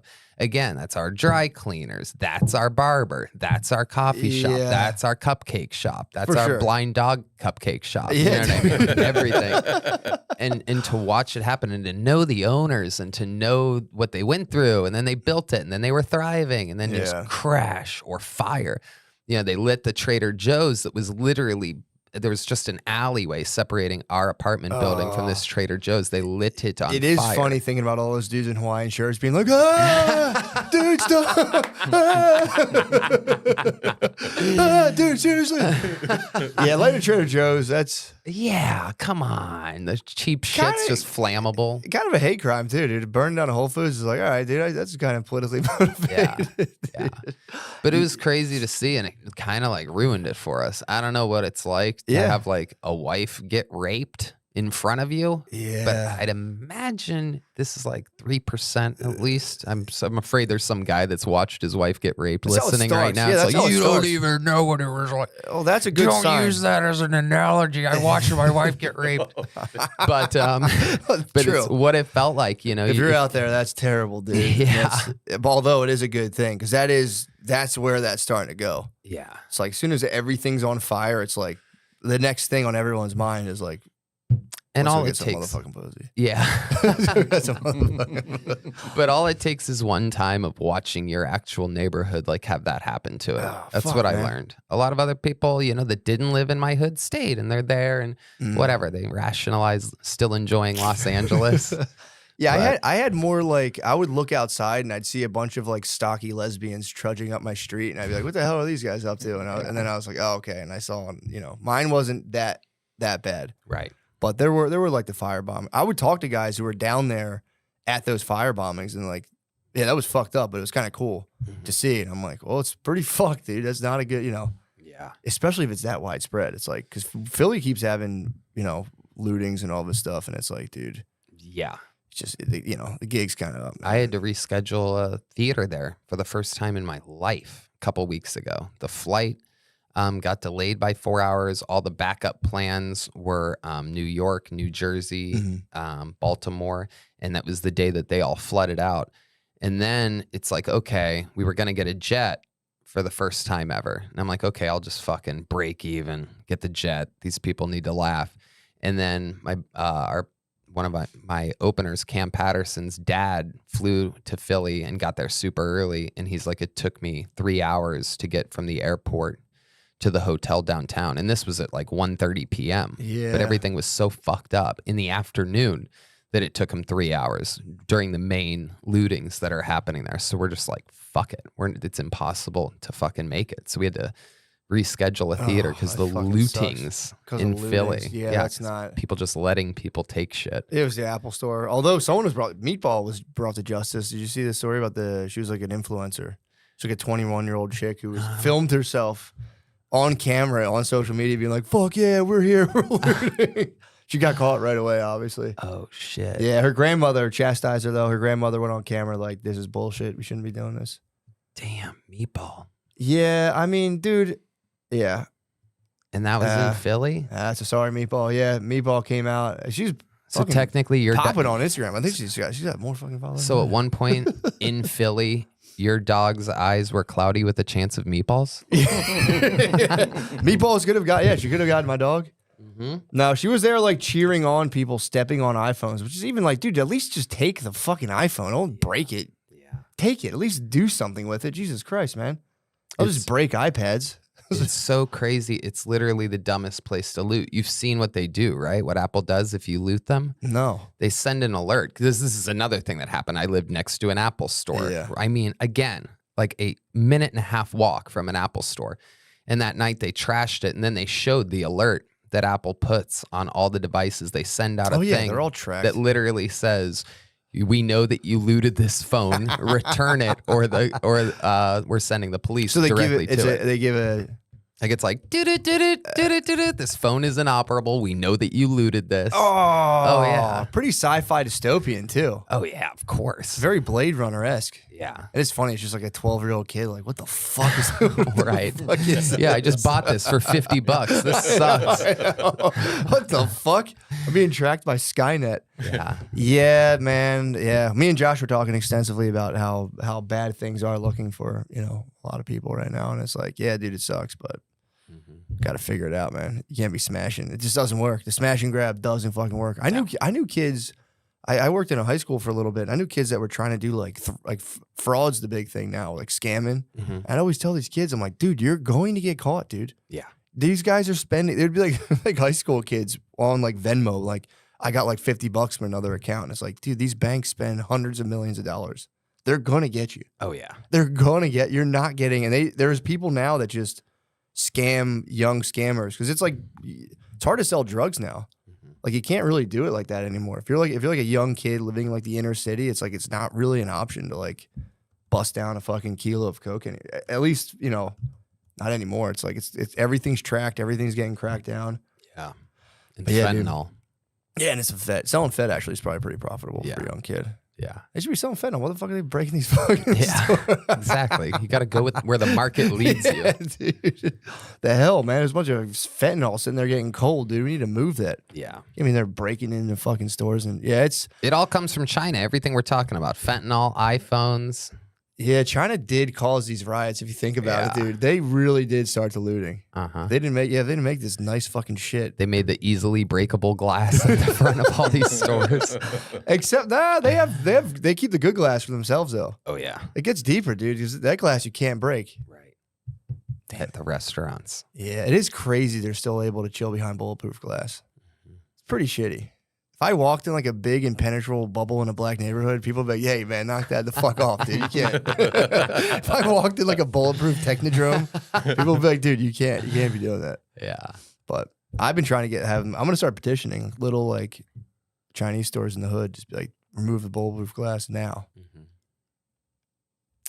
I don't think it'll work. All right. Anyway, on to other things, dude. Well, no, man. Yeah, that sucks. That's actually, I never thought of it like that. That is like terrifying, like seeing what looks like third world level unrest. It was kind of crazier than third world because it was so concentrated in that neighborhood. They really wanted to leave their imprint there. Granted, the next day, all the local like good people were out there. It was kind of crazy. They were all scrubbing the fucking sidewalks, the telephone poles, sweeping up the glass. I mean, the recovery was so fast, and that was just like the spirit of the neighborhood. But the damage had been done. Yeah. You know what I mean? Again, it's like if you watch your wife get raped, and then all of a sudden the doctor's just stitching her pussy back together again. You still know. Now the analogy actually makes more sense now. You still feel the stitches when you put it back in there. You know what I mean? True. It's scrapey. Yeah. They haven't disintegrated yet. True. Yeah. Again. And obviously you're not going to wait. Right. Again, if there's anybody listening who watched their wife get raped, again, I apologize, but it's the perfect analogy. If you check sometimes you check you check the graphics and shit on Libsyn and whatnot, and you do see like these weird little islands in the Pacific, and you're like, damn, who the fuck's listening from there? Yeah. Could be that guy, could be on that island being like, fuck you, dude. Yeah, fuck this. Never again. Just being like, you know what? I'm not listening. This isn't for me. Right. I've gave this podcast a chance. It's not for me. I'm going to go do other stuff. It was all fun and games until. Yeah, well, it is funny to think about, like, you get caught in those YouTube holes of like, there's been like moral decay and we've all fallen so far. And I was talking to my brother today, and it was kind of like a weird story, but on an unrelated note, mushrooms are getting way stronger now. A lot of people don't know this. Everyone's always like, oh, like weed used to not be that strong. Now it's stronger. Mushrooms are getting like 5 times stronger. So like now people get a gram of mushrooms, it'd be like you're taking like an eighth. So we were talking about that because he was actually testing out. He like tried these mushrooms. They ended up being like 2.5 grams. Ended up being what he was like. This felt like fucking a quarter ounce of mushrooms. Totally. And the whole point of that is like after it kind of broke, he was sitting there listening to like 60s doo-wop music for whatever reason. And he was like, dude, I just couldn't get over like this used to be, you'd be at a high school dance with the lady you'd probably marry on like your last hurrah before like hitting the army or a fucking factory. And that was your whole fucking life. Yeah. And I was like, damn, that does kind of make that music hit a little harder, dude. Yeah. Slow dancing with the one. Mm-hmm. You're like, I'm done. This is it. I'm in high school. Now it's total drudgery. Yeah. Death, probably drudgery. Yeah. I don't know. I mean, it's not that anymore. All I'm saying is prom is bullshit now. Right. Prom was like a real thing. Like we were talking about prom yesterday. It's like prom was like a momentous occasion. Now it's like nothing, dude. Oh yeah. Anyone at prom, you can hit him with like plus probably 15 sexual partners. That's nothing. Yeah. So no doubt. And I've been going to these cities. I might raise awareness at proms. That's why I get those bulletproof glass and be like, just so you guys know.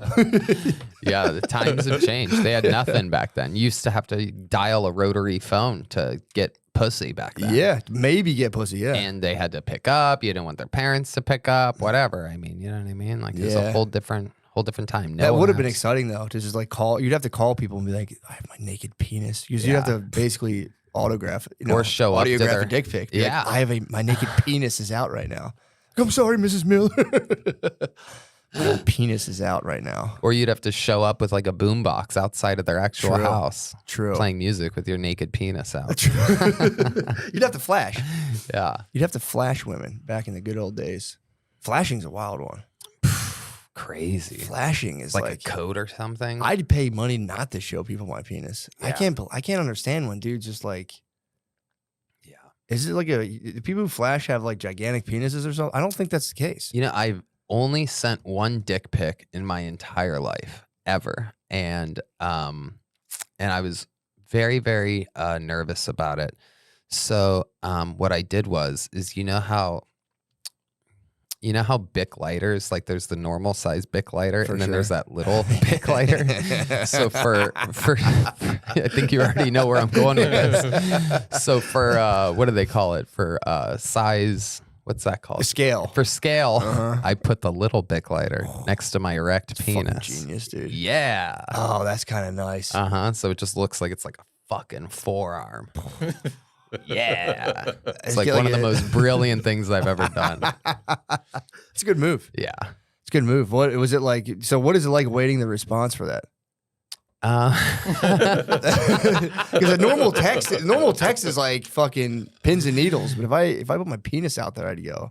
Well, I'd want some immediate feedback. I knew I had an advantage using the little Bic. If I used a normal Bic, I would have been really nervous like about the response. Barbecue grill lighter. Fuck, it's just the size of the trigger. Yeah, I might start getting into sending like dick pics to my wife. Now, because I can send her one like on the minute. She can't really say anything about that. Right. It's totally fine. Because they try to say like it's bad now. That's not what stopped me. My incredibly small penis stopped me. I'm not saying it was like a moral stance against them. I just didn't do it. But well, I mean, the only people that can really break into it, the Chinese make these phones, and if they see your dick, that's basically a black cock to them. True. That's just massive. Yeah, dude. I think it's a misdemeanor. Yeah, Class C misdemeanor to send any basically nudity to people that is not requested. Penal code. It is the penal code, dude. That's a perfect. Finally, a good usage. That's to a minor too. Oh, can you get in trouble for sending dirty pictures of yourself? Sexting has to be legal, Texas. I'd like for someone to strike that down. Yeah. Someone's like, I'm hot right now. It's like, don't do this. Yeah, hit that one. Can you get in trouble for sending dirty pictures of yourself? That's what I want to know. Sexting. I'm about to send a picture of my butthole to my wife right now. Get ready. Yeah. Does she know what your butthole looks like exactly? Dude, she has a weird obsession with my butthole. Really? Yeah, she's always asking if I have like anything up with it. Like we both had pretty vicious diarrhea. I was in Rochester 2 or 3 weeks ago. We brought my whole family up. Me and her just had like the most ridiculous diarrhea. And if I'm on the toilet that much, I've been known to get a hemorrhoid. So I get big boys too. So I was like, I'm washing my ass. I'm like, oh fuck, I know I have a hemorrhoid. She has to see it. I was like, no, you can't see it. And she's like, just let me look. There might be something. And she has to just like check it and be like, yeah, you have a big ass hemorrhoid. You have like shit in there. I'm like, all right, get the fuck out of my asshole. She's obsessed. She actually taught me. I've talked about this before. She taught me how to clean my ass. I didn't know. How do you do it? You get a wet fucking rag. You get like a wet towel and you put soap on it and you're supposed to clean your asshole every day. I didn't know that. Yeah. I didn't know that. Like What? A dog ass. Yeah, I had like a dog ass. No, I was just like you guys knew you're supposed to clean your asshole every day? Yeah. I thought you just wipe it. That's what wiping it was. Oh shit. I never cleaned my asshole until I was like 30. My wife basically like bent me over and cleaned my ass. Wow. I didn't know, dude. Damn. No one taught me how to clean myself. I didn't know. Wow. Who taught you guys how to wipe your You were assholes? just itchy all the time? Yeah, I always had an itchy ass, dude. I was like, I thought that was just like man shit. Are you the oldest kid? No, Are you I'm the like oldest out of one your of six, siblings? middle of six. Middle of 6. See, I'm the youngest of 5. So by a lot, there's like a big gap. I learned. So my mom was like a very, very like black belt mom at the time. And she always made cleanliness a really big deal. But I have kind of an equivalent to that, which is she never taught me to drink water. Oh, dude, yeah. So I was raised like on like, Pepsi and Coke. And I literally, I'm not kidding, I was dehydrated until like 3 years ago. And I'm 39. Dude. But like I didn't know I was dehydrated the entire time. You were just fucked up. Totally. Yeah, that And kills you. And I was drinking, especially in my fucking 20s at the Comedy Store where the Thai bartenders would literally laugh as they poured you a glass of whiskey. Like, drink. Yeah. And like we would. I used to, you know what I mean? Back in the day, you would have like fucking 20 drinks or whatever in a night. And I'd wake up kind of hungover. My body was just absorbing it. And I had no idea that water would have helped. That got me in college. When I was in like my early mid-20s, I thought that people just drank like beverages to push food down their throats. I didn't know you needed it to live. I think it's a Midwest thing, by the way. I was think in it's like the Northeast. Oh, okay. So I was just kind of like upstate New York? not like Philadelphia, right outside of Philly. So I was like, I was like, oh, I thought you just like drink stuff to push your dinner down your throat. So I didn't know you're supposed to like hydrate your body either. And I told my mom, I used to try things where like my cousin tried to not sleep. My cousin was like, I don't think I need to sleep. And he like stayed up for, I think he did like maybe 48 hours and just fucking crashed. Yeah. So now I was like, yeah, you definitely need to sleep. And then when I was in my 20s, I was always trying to save money and shit. And I was obsessed with like trying to save up money. And I remember being like, I'm just going to not buy beverages. That way I'll just buy lunch and I'll save money on bevs. Like thinking I was like denying myself a luxury or whatever. Dude, I got like I just didn't drink anything for like a day. And I got a splitting fucking headache. And I was calling my mom like, dude, my head is killing me. Yeah. She's like, have you drank water? I was like, why? What the fuck is that gonna do? She was like, you need to drink water. And I was like, okay. Yeah. I looked it up. I'm like, yeah, you need that. It's crazy. It's the most simple thing. It was never told to me. No. Never taught to me. And dude, imagine if iced tea wasn't so delicious, we'd both be dead right now. Yeah. We would have been dried on the side of the road, just fucking like yeah, from fucking uneducated dehydration. I know. But yeah, dude, I got And now, by the way, when I drink a lot of water, and for a while, I mean, I started doing hot yoga a couple of years ago. Yep. And I'm like, man, this hot yoga is the shit. I feel so good. Yeah. It's unbelievable. And it is. And it was. And it is. But I realized only when I'm doing hot yoga am I drinking a couple liters of water in a day. Yeah. And now, if I don't do hot yoga and I drink that amount of water, I feel like I have superpowers because half of it was the fucking water, just drinking water. It was just, I didn't want to die in hot yoga because you sweat so much that you're like, I have to drink water. So you're enjoying your blood like moving through your body. Yeah, and you're like, this is slowly, amazing. yeah. It's not a thick paste. Right, You're like, exactly. what is it? Yeah. Yeah, the hot yoga is crazy. I tried that years ago. I would have left. It was so hot in there. I was like, I was gonna leave. And it was just a bunch of like moms sitting there. And I was like, fuck, they can't be tougher than me. Well, there's tricks to it. A lot of people like eat beforehand and you can't do that. No, yeah. Yeah. And it has to be water and it has to be like an hour before. You can't just chug it right before. Yeah. I see it happen to people all the time. But there is something to like getting your like a fluid. It's like an oil change. You just Exactly. sweat it. If I don't sweat for like a week, dude, I feel disgusting. totally. It's gross. And when you get that like oil change, you're moving the fluid. Yeah, it's And kind of nice. I took a buddy, Keith Ray. He's a door guy at the Comedy Mothership, and he is just, I don't even know how to describe it. He was, I don't know. I think he's sober right now, right now. He's one of those guys. Yeah. But Sober October, or he's like, oh, you're saying he's like trying. Yeah, You know what I knew mean? a guy we were making fun of him because we're making fun of him because his dad was a drunk or his boss or one or the other, and he was like, he's not an alcoholic. He quits drinking all the time. And I was like, dude, are you fucking serious? He was like 18. He's like, he's not an alcoholic. He quits drinking constantly. Dude, like for real. I swear it was the funniest shit I've ever heard. It was his boss too, because we're like, your boss is a drunk, and he's like, my boss isn't a drunk. He's a good guy. Like he's a fucking drunk. He quits drinking all the time. Oh my god! It was like a dialogue, like a comedy scene. It was and he like stood by it. I'm like, dude, don't you understand that makes him an alcoholic? Right. If someone's no. if you know that they quit drinking, if they're talking about how they're not drinking, that means they have a terrible problem. Yeah, yeah. Not just the Lent. I know a lot of people. I got a lot of people in my family like, I'm not drinking for Lent. Lent's a big one. That's kind of like, I got a lot of uncles white knuckling Lent. Just like, oh, fuck. Oh yeah, it's crazy. But I took this homie Keith Ray to hot yoga. I'm like, you know what you should do? Because he's like, man, I want to quit drinking. I mean, his like, you see like black holes in his pores. Like he was like disgusting. And I'm like, you should come meet me here at this time. Blah blah blah blah. And I show up, and I had to like park kind of far away that time. And I remember because I was looking at the front door of the place, and I see a guy out there smoking a cigarette, like right out front of the front door, which in hot yoga world is kind of like, I'm like dreading. I'm like, oh god, this is my guy that I invited, and the fucking instructors you never know smell me. cigarettes either, because he's gonna stink like that too. Totally.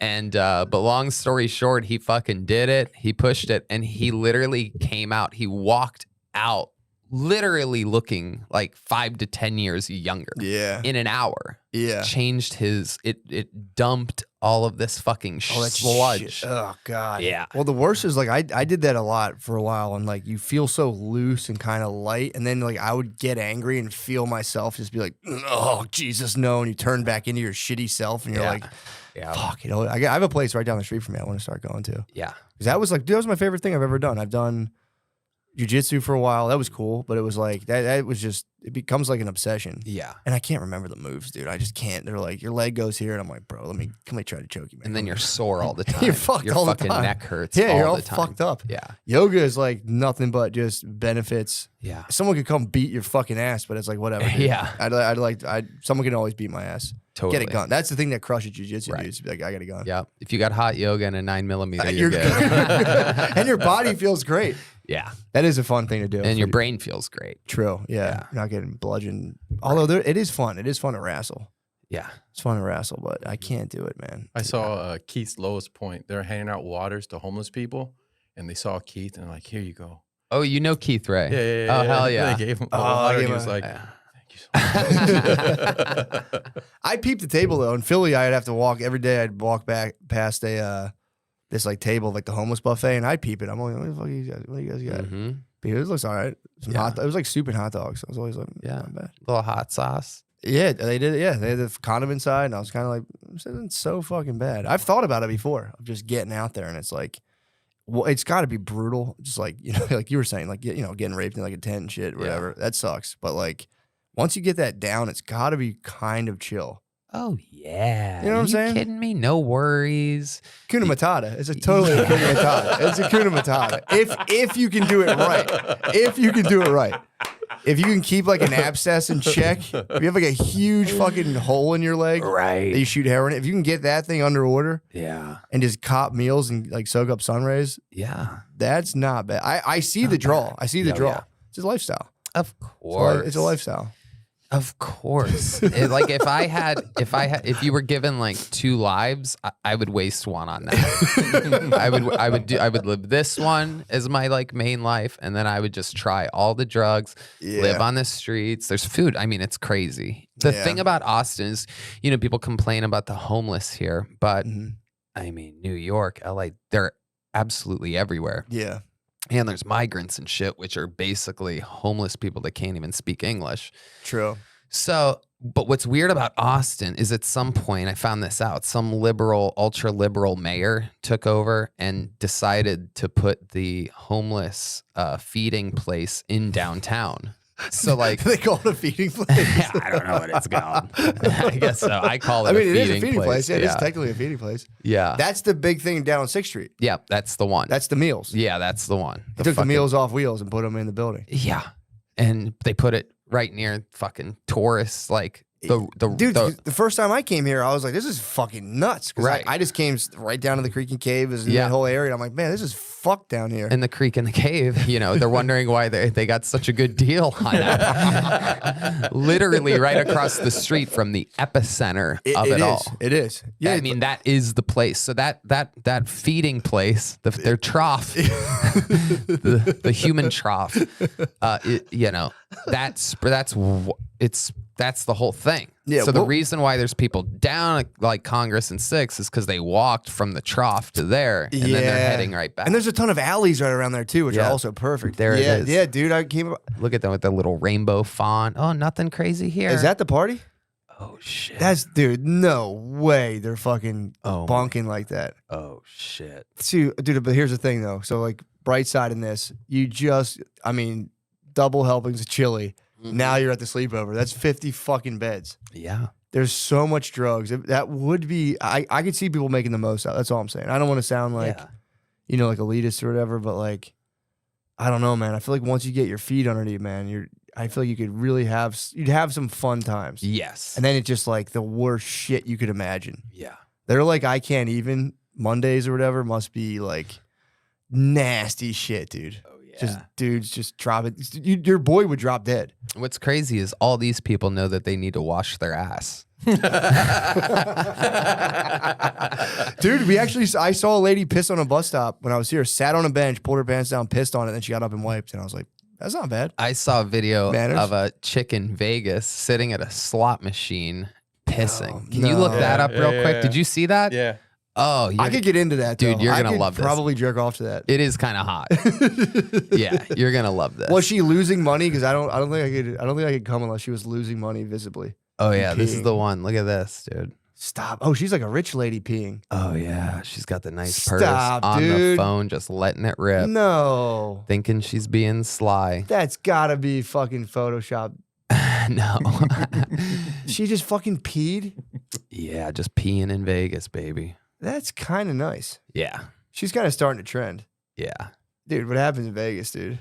I'm gonna start peeing and shitting myself. Yeah, it's like a promo for Skankfest. Yeah, true. How was that? Were you down there? It was fun. Yeah, so I much missed fun. It's crazy. Yeah, it's gotta be because it gets bigger every year. So I imagine this year was just like fucking insanity. Well, I do this thing. Not on purpose. My managers and agents always double book me for some reason, even though I tell them, I warn them, like, hey, keep an eye on Skankfest. Don't schedule me for that. But 2 years in a row, I end up going in on the Sunday. Nice. So you pop in for that last day or something? yeah, but I go extra hard to overcompensate for not doing the whole weekend. So I do like 2 podcasts and 4 stand-up shows and then the comedy jam at the end. Like That's fun, I'm yeah. an idiot. I end up getting like half sick Yeah. every time. Everybody was sick this year. It was basically COVID fest. Yeah, I know. That's what I heard. I heard there Yeah. was like, there's always, unfortunately, there's usually there's a lot of like, drugs and stuff. There's almost always somebody who brings something back from there and kind of bites the dust. Yeah. But not their fault. But it's like I would always hear rumors about that. Like, oh, someone died. Someone brought some shit back and died of fentanyl. Oh shit! I didn't know about that. I could just be making this up. I don't know. Yeah. I feel like I heard that before, but somebody died. I think I was just reading too many YouTube comments. It's like somebody died from heroin. That's kind of fast. I just made that up and put it out in the internet. But yeah, it happens. I know someone who lost 2 kids from Damn. coke, fentanyl, Damn. and then it was like the good kid from fentanyl. Oh, terrible. So God. shitty. So shitty. Yeah, I don't do coke ever, but Yeah, me either. I don't do that stuff, man. Yeah. I never did it too. Me neither. I've never done it, and Me everyone's neither. always like, "Dude," I'm like, "No, I had no interest." I was surrounded by it too. I used to sell coke when I was younger. yeah, I thought it was cool to do that because I listened to rap and I was like, "Yeah, I'm gonna sell fucking coke." It seems like a theme is oblivious things that we didn't notice until we were older. But here's one for you: is that I didn't notice that everybody around me was on coke forever. Oh no! And You're in 'cause LA. I'm like a late night guy. Like I thrive at. I really don't wake up until like Yeah. 10 p.m. So 11, 12, 1, 2, 3. Those are like the hours that I'm really having fun. Yeah. And I mean, forever. I've always been that way since I was a kid. I couldn't sleep. I'd be watching Letterman when I was like 6 years old. Anyway, but like since I got into the Comedy Store, a lot of my favorite times, obviously midnight to like 4 a.m. And I'd be cracking up with people. All my favorite people were all on blow and I had no idea. And they like kept it secret from me because they all knew that like, oh, Tony's already got the energy. Like he doesn't, we better not. No one wanted to be the guy to get me hooked on Coke. Plus I'm like an addictive personality, coffee and cigarettes all day. And bit of drinking at night. Oh, so, like, it would pair. Yeah, that's why I'm so happy I've never done it. Oh, it's totally. like coffee. I can hardly handle coffee. I'm super sensitive to caffeine. I still can't not have it. Right. Coke would have crushed me. Oh, yeah, absolutely. It would have annihilated Same me. exact boat. If I feel like if I would have tried just a little bit once, I think about it a lot. The little bit is seductive. Yeah. Like just a teeny, because then you can draw the comparison. There's that guy from Columbia University. He's a professor. He's like, I do heroin, I do Coke. Coke's even cleaner than coffee if you can just do a tiny little bit of it. Wow. He's all about it. I forget this guy's name. Well, if it's Columbia, I think that's a little bit different. Columbia and 6th Street are two different things True. when it comes to cocaine. Yeah, dude. This guy just like he's like, there's nothing like a little bit of heroin by a fireplace. Wow. He's like, yeah, just fucking, it's like fair enough, man. Maybe. And that, again, that does sound awesome. And from what I hear from 100% of people that have done heroin, there's absolutely, positively nothing like it. Like, yeah, now that you're saying that, it's like, yeah, everyone does get a pretty good rap for being awesome. So he's trying to say like, we can totally do this stuff. Yeah.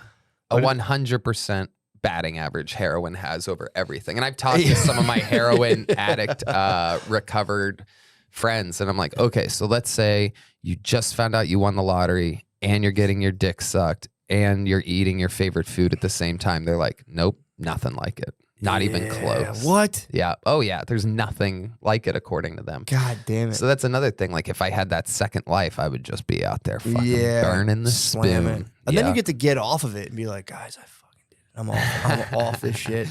Yeah, nobody's ever really. Heroin's one of those things that they think about forever. Yeah. If they ever enjoy anything, they're like, wow, this is like 1% of heroin. True. Yeah, I was researching the dopamine. Like, I was trying to figure out how much dopamine I get every time I look at my phone, because I'm like super addicted. I mean, I'm okay with it. But because I think like if you have a piece of chocolate, it increases your dopamine like 10% in your brain.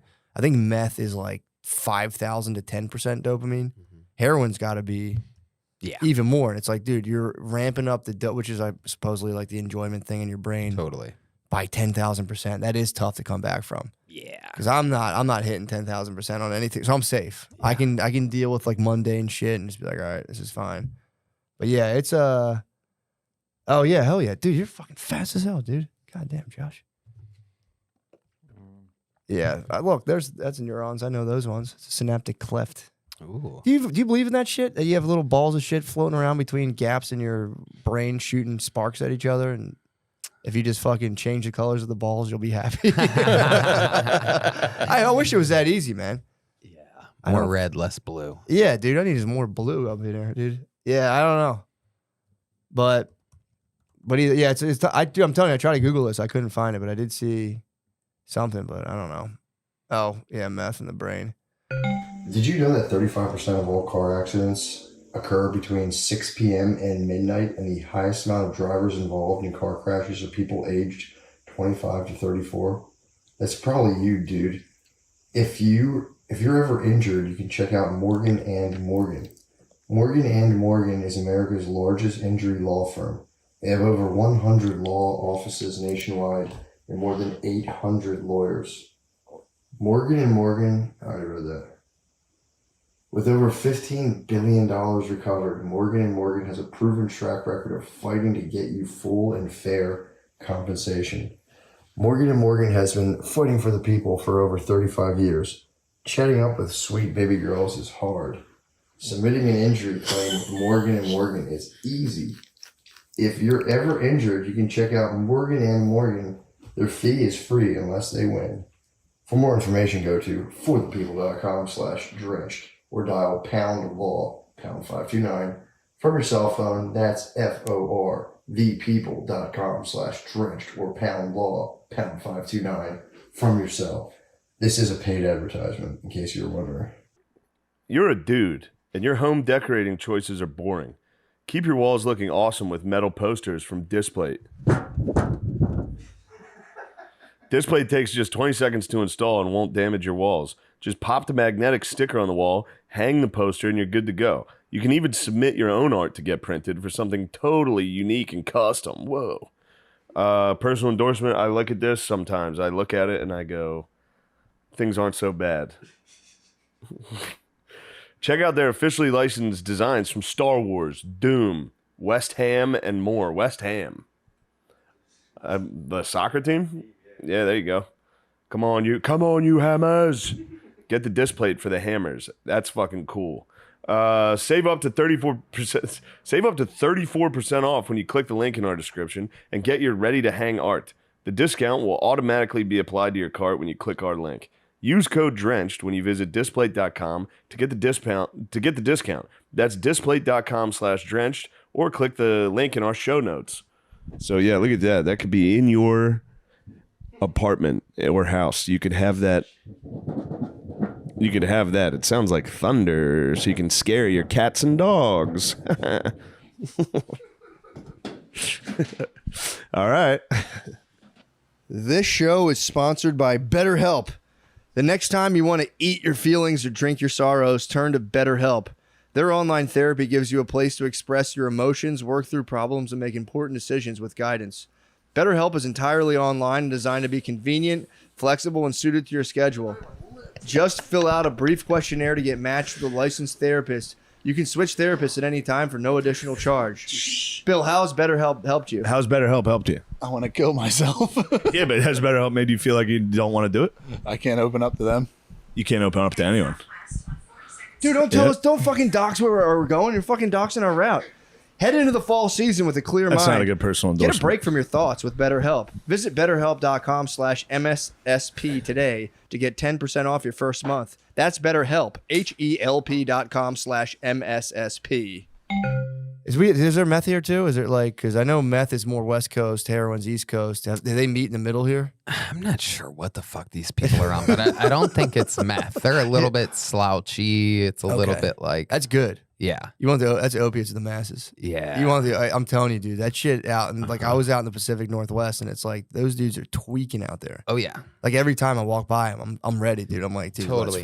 It's a full Street Fighter Both fight. of my older brothers live in Venice Beach, California, which again, you know, when I was hanging out around there, really goofing around 15, 20 years ago was the most chill fucking, what's up, man? Yeah. So like hippy dippy, so cool, tie dye everything. That's you what know I thought what it was. I mean? It's It was not like that. California, like what you think of when you hear like a Red Hot Chili Pepper song. And now it is like a guy with an axe chasing normal humans. Like that is methy. It's methy out there. We gotta have a battle. We gotta have the West Coast meth versus the fucking heroin guys. The meth people are gonna it'd be the Vikings. It'd be the Vikings versus like this is war. True. The other people are just fucking. Yeah, it would be like Vikings raiding Nepal. It'd be a gruesome fucking battle. It's marijuana and fentanyl. Oh, really? Yeah, I heard all the coke here has fentanyl. Yeah. You got to test it. It just has to have the right amount of fentanyl. To get you. Oh, you're saying the right amount to be good. The right amount to be good. So the real coke guys have testers. Oh, they test it. See, that's the thing. For me, if I'm partying and I got to do like a fucking experiment in the middle of it, it's like I'm done. Totally. I'm going home. Right. I don't want to have to fucking like get a beaker and swish around. I mean, that is kind of like sick ass shit from a movie, like Purple, and be like, puro, perfect, dude. Yeah. That's tight. Yeah. But yeah, that's kind of where the fun stops for me, man, where I'm like out at 2 a.m. trying to like remember the chemical indicator and being like, this is purple, I should be good. Yeah. But it's mainly rich guys that do that because the other people, you're wasting your coke testing it. True. Right. So you can't do that. You just got to put it on the line. Yeah. And you have to remember that a lot of these people are trying to like sober up. Like they're like, oh, I drank too much. I need a little bit of blow to fucking. Yeah, true. So they're not gonna pull out a beaker. True. Those aren't the beaker people. The people that drank too much aren't pulling out the beaker. Yeah. Yeah, I mean it is. I just I'm such a fucking pussy with all this shit. Like I'm such like a health weirdo that I just can't believe it that like you roll the dice on that. You know, it's like, dude, it just drives me nuts. It's like, dude, what are you doing, dude? Right. Go to bed. Yeah. Go to fucking sleep. Exactly. Why would you want to counteract alcohol and be like, I need to be sober again because I got too drunk? And it's like, dude, go to fuck to sleep. Never Stop. understood I don't understand it at all. It boggles my mind. Like, you got drunk to get drunk, and now you want to sober up. And they're like, yeah, it's the best. So you can drive home. Yeah. True, but I can do that. I swear to God, if I'm drinking and I can smoke enough weed where I can kind of like, I kind of do feel like I'm kind of floating. The last time I did that, I was in an ice cream place. Like, I left the bar and I was in an ice cream place, and I was like staring at the board, like, dude, get it together, pick something. And I was like, I'll have peanut butter crumble. And dude's like, dude, that's a topping. And I was like, fuck, fuck. I blew my cover. I blew my fucking cover. I was next to my wife. I was like, God damn it. God damn it. Peanut butter crumble. Oh, the peanut butter crumble. And he's like, okay, on what? And I was like, oh, fuck. Oh, man. We should leave. Yeah. So, but I never understood that either. It's like, dude, just, what are you doing? Yeah. It's 3 o'clock. I'm hammered now. I got to conduct business. It's like, dude, go to fuck home, man. Yeah. I need to snort. Yeah. I get it though. If you're getting sloppy and you continue to, I don't know. Yeah. But I'm happy. I think that never got its hooks in me. Yeah. That's the whole point of getting drunk, is so that you go home and you fucking, eat some leftovers or whatever the fuck and fall asleep. Like, be gross. Be shitty. Yeah, just be a slug. And it's better to just collapse. Be shitty than to shove stuff up your nose so that you can be shittier. Punch a hooker, I guess. I might fight a hooker later. Let me be awake. Yeah. It's better to like be drunk, go home and eat leftovers than to be drunk, sober up, go home and like cook an actual full meal and then go to bed. Yeah, true. You know what I mean? Like, what are you repairing yourself for in the middle of the night? I never understood it. Every time I saw it, I was just always kind of like, I know dudes who would do a lot of coke would also buy Xannies because they wanted that to like pass out. Yeah, but it's like, dude, sleep's the goal. That's every day. It's like, I'm trying to get to sleep. Yeah. You get to sleep, that's the goal. I can't imagine artificially prolonging that for your own pleasure. Yeah. I remember there was a lot of my friends got into drugs, and we were in this apartment complex. And this whole place was just like it was a nightmare. It was just all these kids moved in near each other, and they all were doing tons of Percocets, pills. It turned into like heroin, coke, all this stuff. And there was these girls that like started taking Ambien, and then they would take Adderall. Because like if you force yourself to stay awake on Ambien with Adderall, you start to like just lose your mind apparently. Oh my God. And they were trying to sell me on it. They're like, you should do this. And I was like, no, I don't even want to take Ambien to go to bed. I'm like, I'm good on all of that. And they're like, dude, it's sick. And they're trying to, and then like 5 minutes later, one of the girls just collapsed, fell down. It was funny being that young where you'd see a person collapse and be like, just like, whatever, I'm out of here. This apartment sucks. Right. Just leave. Yeah. Yeah, we just left. That's what happened in Youngstown. All my homies that were just drinking beers ended up, it just goes, it's just one direction. Yeah, that is crazy though, because I do get that though, because if you try, you're like, drugs are bad, and you're like, beer rules, and you're like, weed rules, and then it's just like, bam, there is that level they hit you with that, and you're like, I'm functioning pretty well right now. And it's just like, yeah, you're a cokehead now. It sucks. Yep. Because that doesn't, you don't age out of it. I know I've seen that like pester dudes into their 30s where like, I knew someone who, they would do it here and there, all the blah, blah, blah. And then it's like, you just assume they stop, but people don't. People become like 35, 40, and they're still trying to rip lines. And like I knew someone who got kicked out of their friend's wedding because they were just doing coke in the bathroom, and like their friend had to be like, dude, what the fuck, man? Yeah. He got like, someone discovered it and kicked him out, and he had to be like, dude, get it, go home, man. Yeah. And it's, what really sucks is the people that end up, doing coke after they drink, it ends up ruining drinking for them, because then they can't drink without thinking about coke. Yeah. And now all of a sudden you can't drink anymore. Yeah, true. And you ruin drinking for yourself. It's greedy. Yeah. There's no like Willie Nelsons of coke. There's no like charming 80-year-old just like a little bump. You know what I mean? You never see that. 100%. You got to age into stuff, dude. And I always tell people, like, that's the ultimate sucker drug, dude. Coke is bad. Yeah. I don't know any good story. It never played out well. Yeah. My older brothers, I'm so lucky to have a brother that's 12 years older than me and 16 years older than me. And we were supposed to go to Cedar Point one summer. You ever been to Cedar Point? No. It's the world's greatest amusement park. It's in Sandusky, Ohio. And I was like 8 or 9 at the time. It literally has the world's tallest roller coaster, the fastest roller coaster, the world's fastest standing roller coaster, the world's fastest sitting roller. They claim a lot of records out there too. Like we have the biggest mall in the world. It's it really is. Shut up. It really is fucking nuts. Like that's fucking you can't crazy. tell the scale because everything is a record-setting thing, but it really is. And Jesus, I was Christ. like, we would go every summer for one day. And the fuck is that thing? Yeah, that's the Top Thrill dragster right there. So you just fall down that hill? Oh, it shoots you. It launches you from the normal pace. It's a record-setting thing from the get. I think that's what that is, unless that's a new one. Oh my God! But that's the real shit. That map right there. Yeah, that's the shit. So that shows you everything. It's a fucking island with all these crazy rides. That's sick. The world's fastest wooden roller coaster up there. All this shit. Anyway, it's $40 too. You can buy that. I might put that in my house. That's the shit. That'd be a sick thing to frame. But my brothers used to take me there one day every summer of the year, forever. And I was like 10 or 11 at the time, which would put them at what, 26 and 30. Basically, and they lived in Columbus, Ohio at Ohio State. It's like dads, basically. Exactly. That's kind of nice. Totally was nice, especially when you don't have a real dad.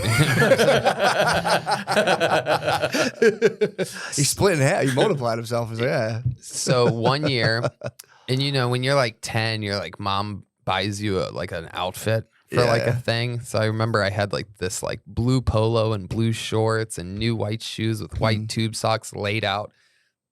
And we get a call. They were supposed to drive from Columbus to Youngstown to pick me up, a 2-hour drive. And then we were going to drive 3 hours to Sandusky, Ohio. I mean, that's heaven for a little brother, dude. Exactly. That's awesome. Exactly. And I get a call. My mom goes, they want to talk to you, Tony. She like sounds sad at like whatever, 7 a.m. or 8 a.m. whenever they were supposed to pick me up.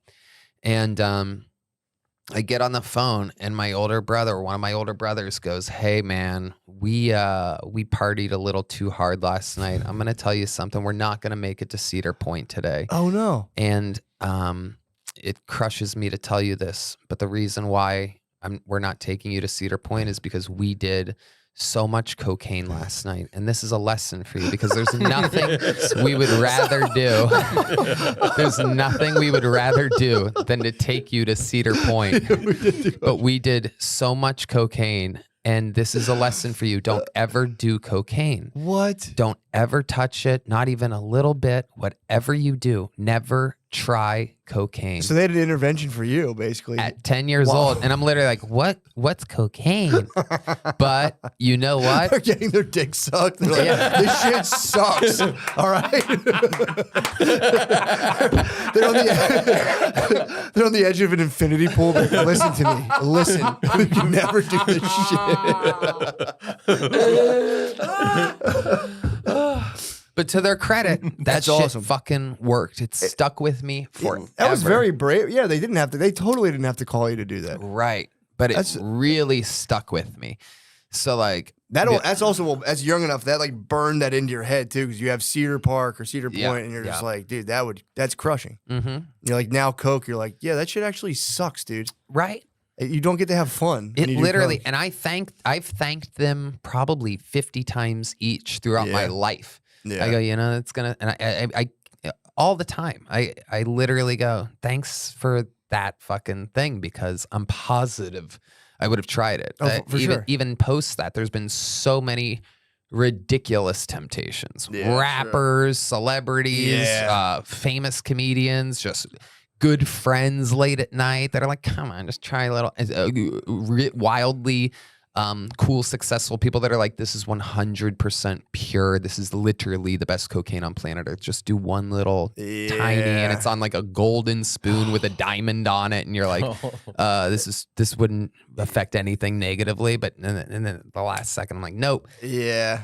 And it's all because of the Cedar Point 10 years old fucking morning call, which was, you know, traumatizing at the time, but ended up being correct. For real, that was the move, man. I never pictured them getting their dick sucked on the edge of an infinity pool. Kind of changes everything now. If I would have seen what they were actually doing at the time, I probably would have done it. Also, they could have been standing over like a dead lady and been like, look, Right. man. So they could have not been that. They could have been like, bro, trust me, dude. We got to fucking bury him. It could be either or. Yeah. But yeah, it's my dad claimed that he had a trailer pull up to his house when he was a little kid, and this would have been in like the early 60s.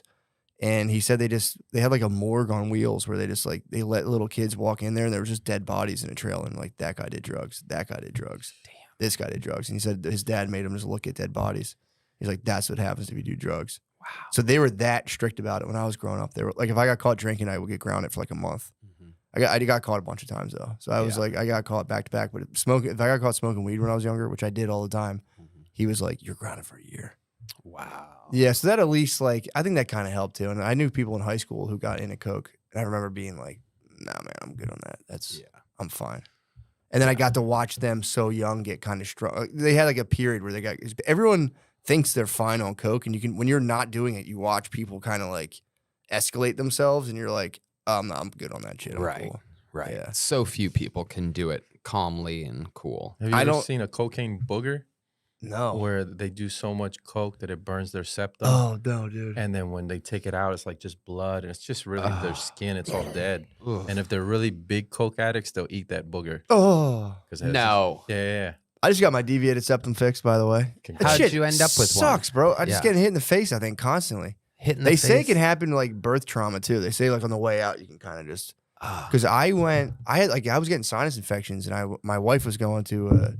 It's the only thing I do health wise. My wife was going to ear, nose, and throat guy, and I'm like, yeah, fuck yeah, I'll go to one. I think my nose is fucked up. I went, and he's like, dude, you got like an 80% obstruction. It was on this side, and I used to play rugby and shit, so I know I got just waffled in the face a bazillion times, which they say that can do. They don't really understand either. Right. But so mine was fucked up from whatever. Yeah. But it's just getting smushed. It was just like curved from what the guy told me. It was like just got kind of curved over, and then like it like fluctuates during the day. Apparently, like 20 minutes, this nostril's open, this nostril's open. So I'd have like times where it's just I can't breathe at all because it was this one's turn.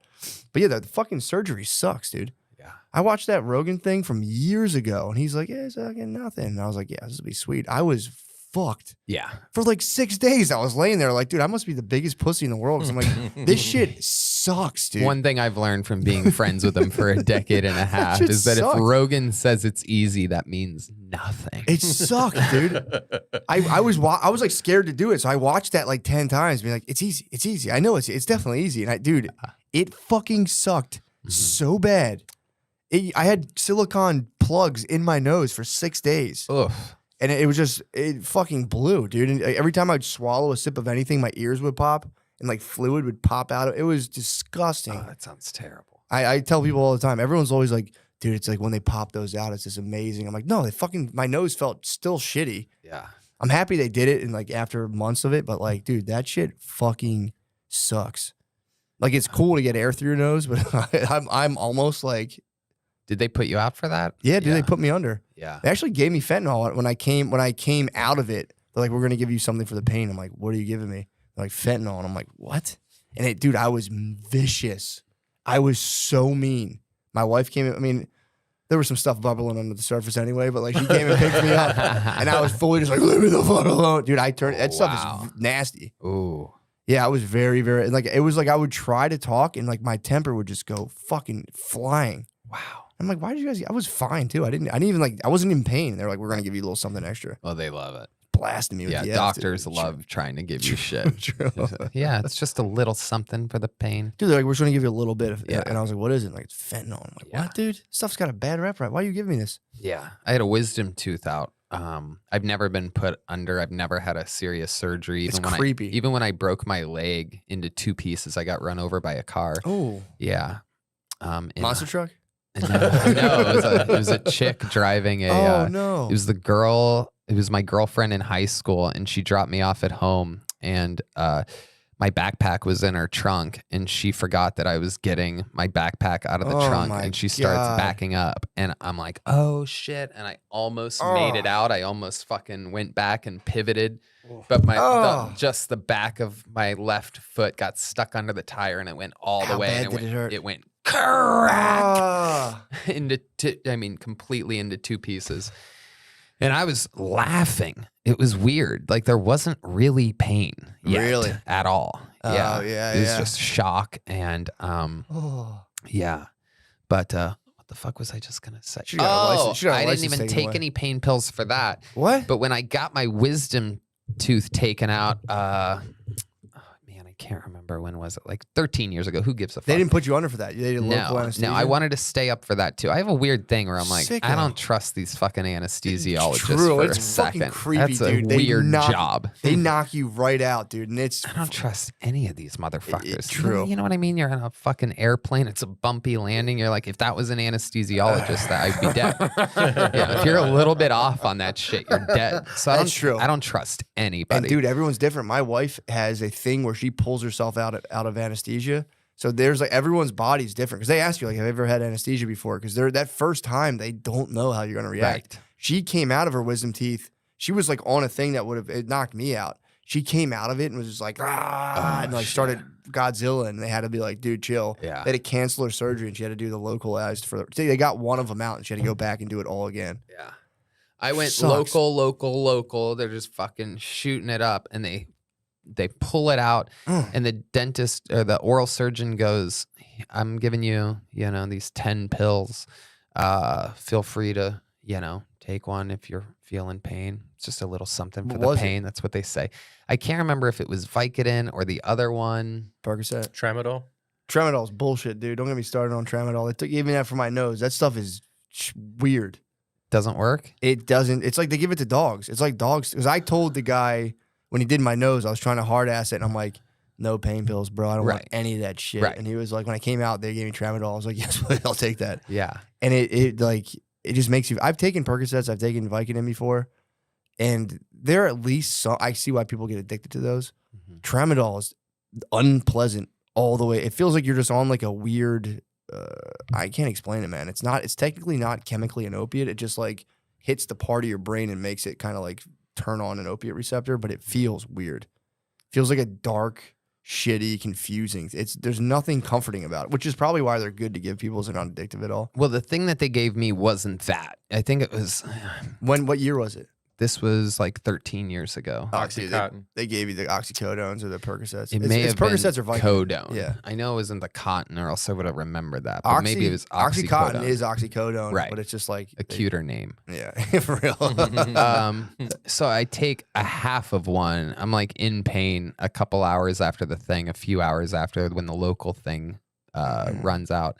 And I took a half of one because I'm like, I'm kind of reactive to everything. I'm that guy where like really a shot of tequila and 4 hits off of a blunt, and I'm like already feeling it. Yeah, I'm like that guy. I'm a sensitive instrument too. Yeah, I don't need a lot. Exactly. So I'm like, I'm going to take a half of one of these, my first pain pill of my life. Nice. And congrats. I start immediately. Fucking 10 minutes later, I'm just sweating and smiling, and the feeling of just overall destiny comes over me of like, this is what you were meant to do. This is true happiness. No. This is you. Thank God he took a half. Exactly.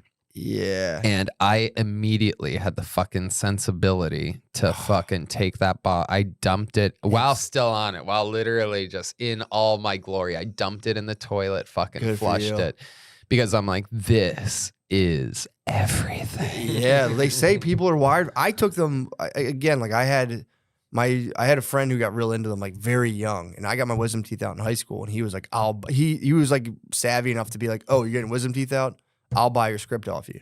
And I was like, yeah, fuck it. I don't want these things. So he just like bought them off me for $200. Actually, it was like the worst thing that ever happened to him, but he ended up having a bad deal with it. But rest in peace. No, he's good. He's good now, but he had a tough time with that shit. But he Yeah, so then I was like, damn, I can make $200 with these things. I'm like, I'm gonna get some. We both were like mutually attracted to them for different reasons. This is much better than not buying beverages. Dude, I was like, fuck this is awesome. Yeah. But then I sold Percocets when I was younger, and he was like, you got to try them, dude, because I never tried them. He's like, just see what they're like. And luckily they didn't.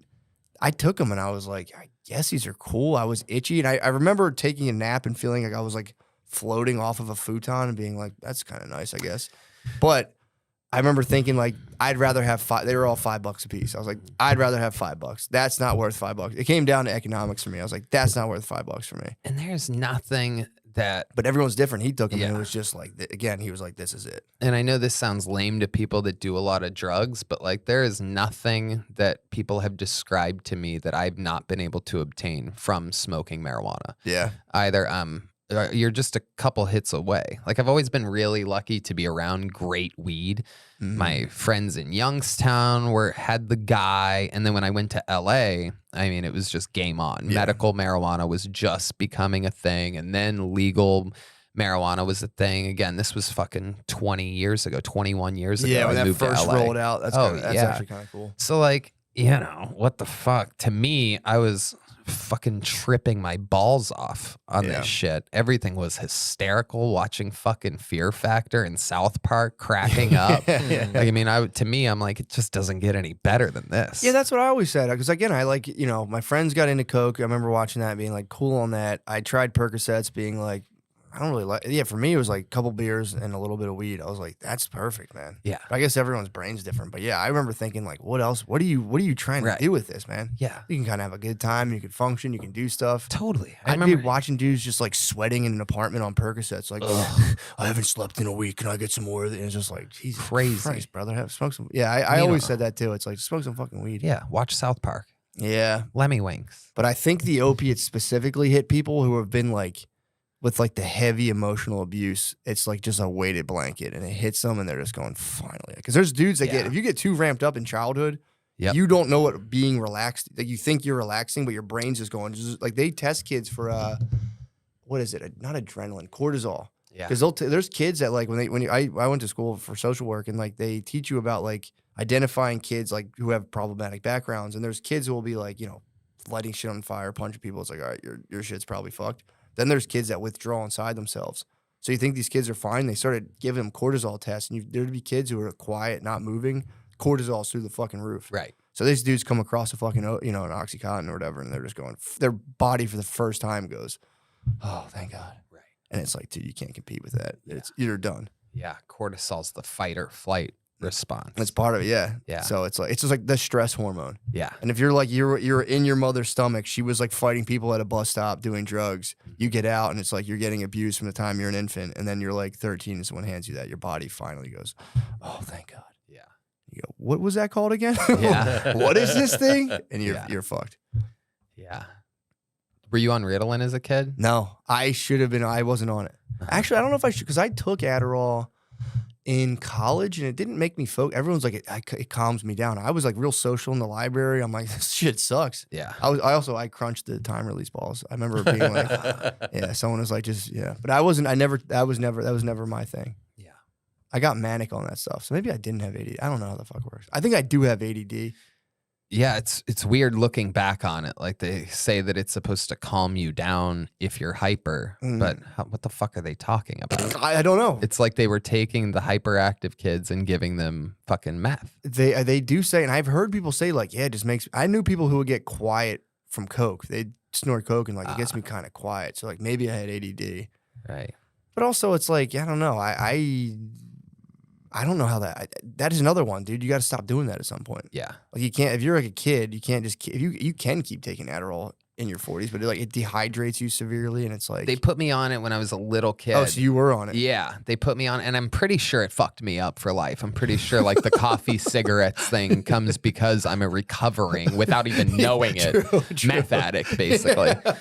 And what's crazy is that it like caused more problems, I think, than it solved. Because I did have a lot of energy. You know, I was like a bastard kid. Which is good though. Right. To have it. I don't understand why you don't want kids to have energy. I know.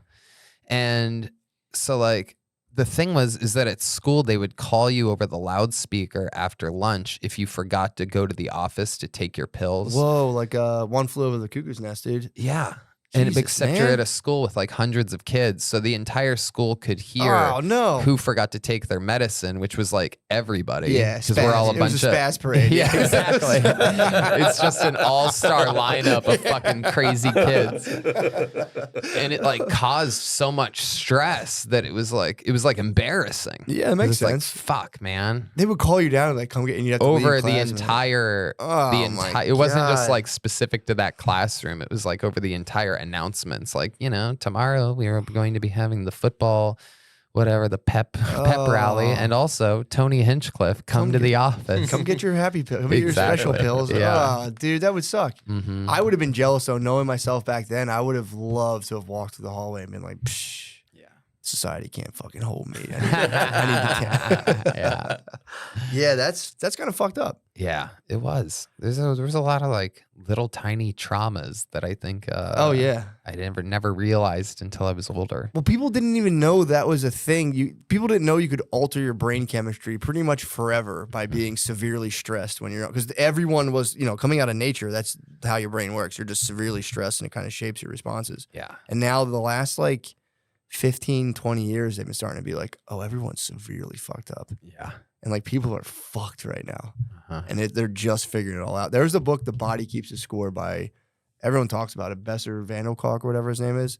This guy was a goat psychologist, and they pulled some bullshit, Me Too-ish kind of stuff on him, where it was like he was inappropriate. Dude, this book, for anyone who likes this kind of stuff, it's like in psychology, there's like a trauma focused field, and it's like, I think it's one of the most important things anyone can learn about at all, who somewhat feels like their mind might be somewhat out of sorts, which is probably pretty much everybody. Yeah.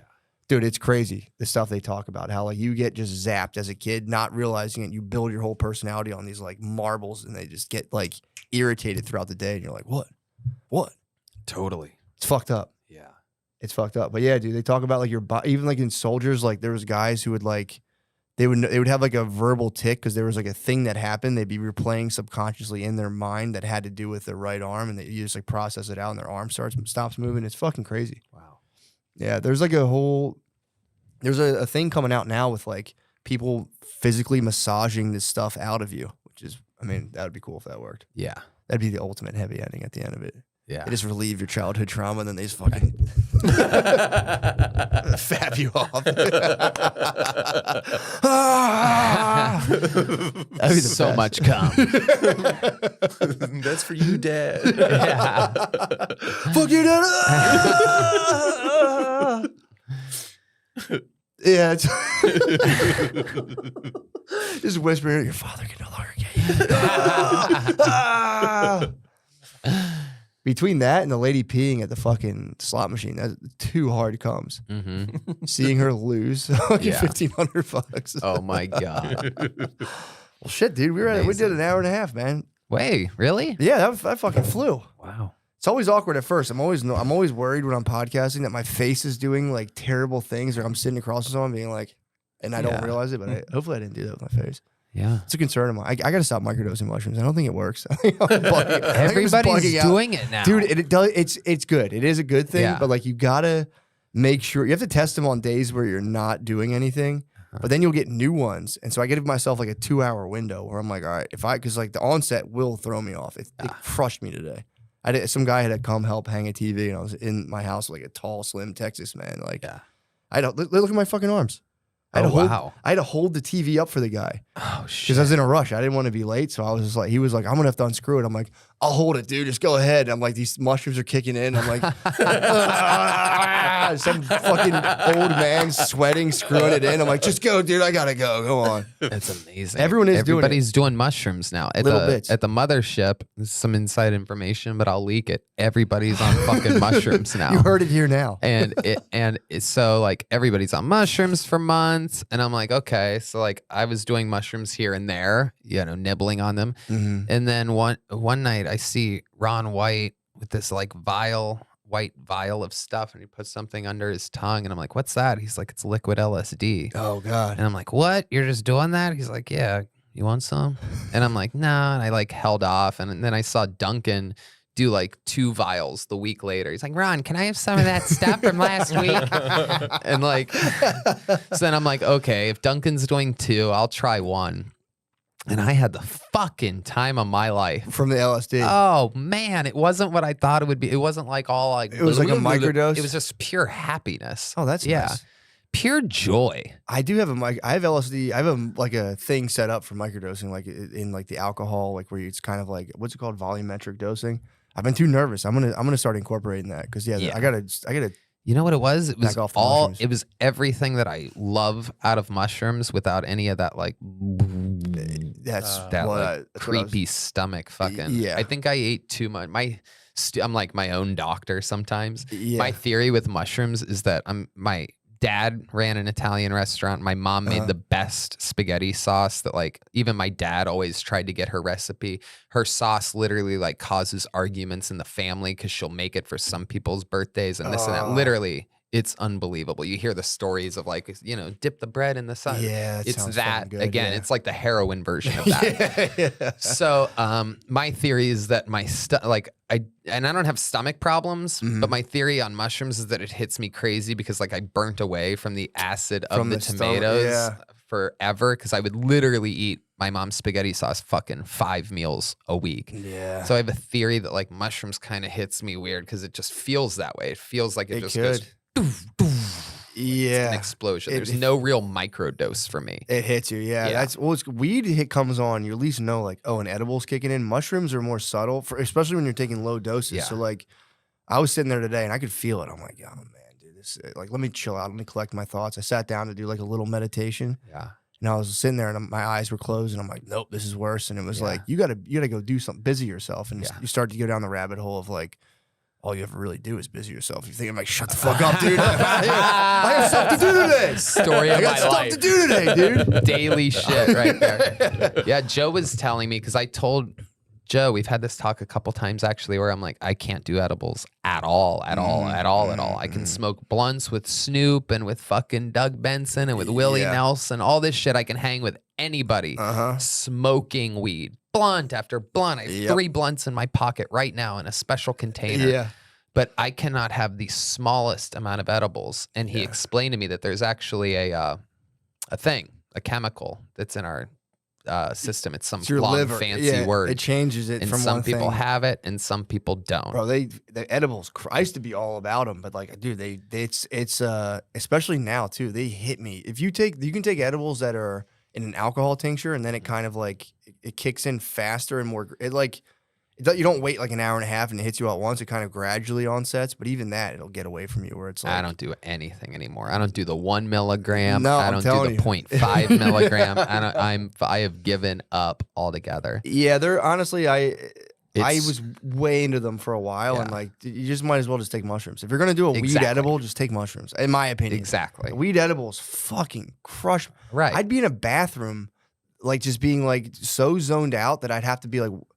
I would forget I was in a bathroom, and I'm like, "How's this help? This isn't helping me at all." That's how all of my edibles ended up. It ended up with me on the cold bathroom floor.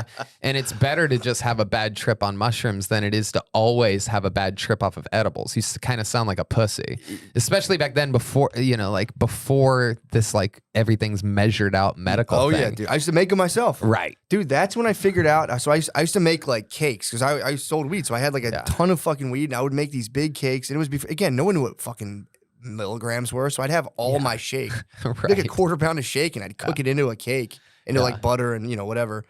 And dude, I remember being 19 and like eating. I was just eating this cake, and I didn't know it would work. So I'm like sitting there, I'm eating it, I'm like, nothing happens an hour later, and then like, dude, and there was no like, I couldn't look this shit up. I like heard it takes a while, so I'm like, all right, I'll be patient. I walked around my block once. I'm like, nah, this stuff's bullshit. Gobbled it, dude. And I'm on 95 in my truck with this whole cake. Like, I'll just bring it to my friend's house. Hits me. I felt like I was in claymation, just driving. Like, what the? It had to have been like 1,000 milligram edible. Yeah. And I get to my friend's house. I give it to them. I'm like, guys, try to be. And they just gobbled up. And I remember sitting there for the first time, like realizing I was an animal, and it devastated me, dude. Yeah. I've never recovered. I was 19 years old. They all went out and like did shit. I'm like, I'm gonna stay here. And I like was just thinking about birds that sit on telephone wires, and I'm like, that's what I am. And it just fucked me, dude. I couldn't get over it. Still to this day, I'm like, motherfucker, dude. Yeah. A fucking animal. This sucks. Crazy. It's pretty wild. If you don't have the thing to handle those, then it's just fucked up. All mine ended up with my side of my head on the bathroom floor, and I'm like looking at like the grouting or what's it called? The grout. tile grout. Yeah. And I'm just like, what is, where is, what is? Like, it was like I couldn't even like finish questions. It was just How horrible. did they lay it down in the fucking pattern? Yeah. It's you were just doing like pre-verbal. Just the dumbest, simplest nothing. And my mind is blown outside where it's like the grout. How do they measure it? They put it there? Is there like a measuring? What? That's the worst. The worst part about weed is when you actually do have a profound insight that you forget. And then you go, what am I doing? What's going on? Yeah. I figured it all out. Where am I now? And you go, oh fuck. And it's what time is it? And you're like, I'm not a fan. Well, that's the thing with like my writing process is super fucking weird, which is, really almost everything that turns into a stand-up thing with me is between midnight and 3 a.m. Really? And I have to literally it used to be I would try to remember to write it down, and I always would go, this is so good, there's no way I'm going to forget this. And that's what happens 100% of the time you forget it. Yeah. But I have people all the time, like, you're not going to forget. I'm like, dude, fuck that. I've forgotten good stuff. I've forgotten good stuff all the time. You have to write it down. Well, now I just have my right-hand man, like my producer, who's almost always within a reach to me. Like, I'll like literally be like, Yoni, write this down, and it literally has paid for itself. Yeah, having another human to write it down is a whole different thing. Did you ever get into sci-fi with like Robert Heinlein wrote Stranger in a Strange Land, but I remember reading one of his books, and he got a lot of money writing books, but he just eventually started dictating books. He had a guy sit there and he'd be like, once upon a time, like, come on, fucking write this shit, and he would just talk, and he started just talking book. I'm like, dude, that's got to be the sickest shit in the world. Yeah, that's gone to the top 10 stuff of just getting chicks wet. Dictating a novel to another person and being like, I'm tired. It's awesome. Yeah. That shit rules.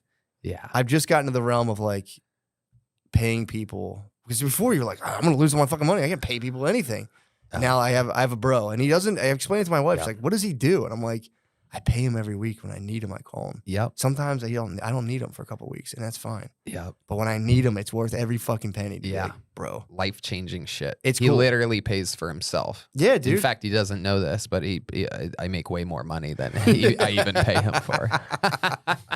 You need to. Yeah. Otherwise, you have to fire him. But I give him raises every like 3 to 6 months, and he and can't that feels good it. too. Yeah. You get to be like, I can somehow give you more money, so here, have more money. And they're like, oh my god, right? That is a nice feeling. Yeah, it's amazing. It turns out I didn't starve or die, so you can have a little more money. And they're like, right? Thank you so much. Yeah. I'm like, all right, I hope this doesn't blow up in all of our faces, but we'll keep going. It's working for now.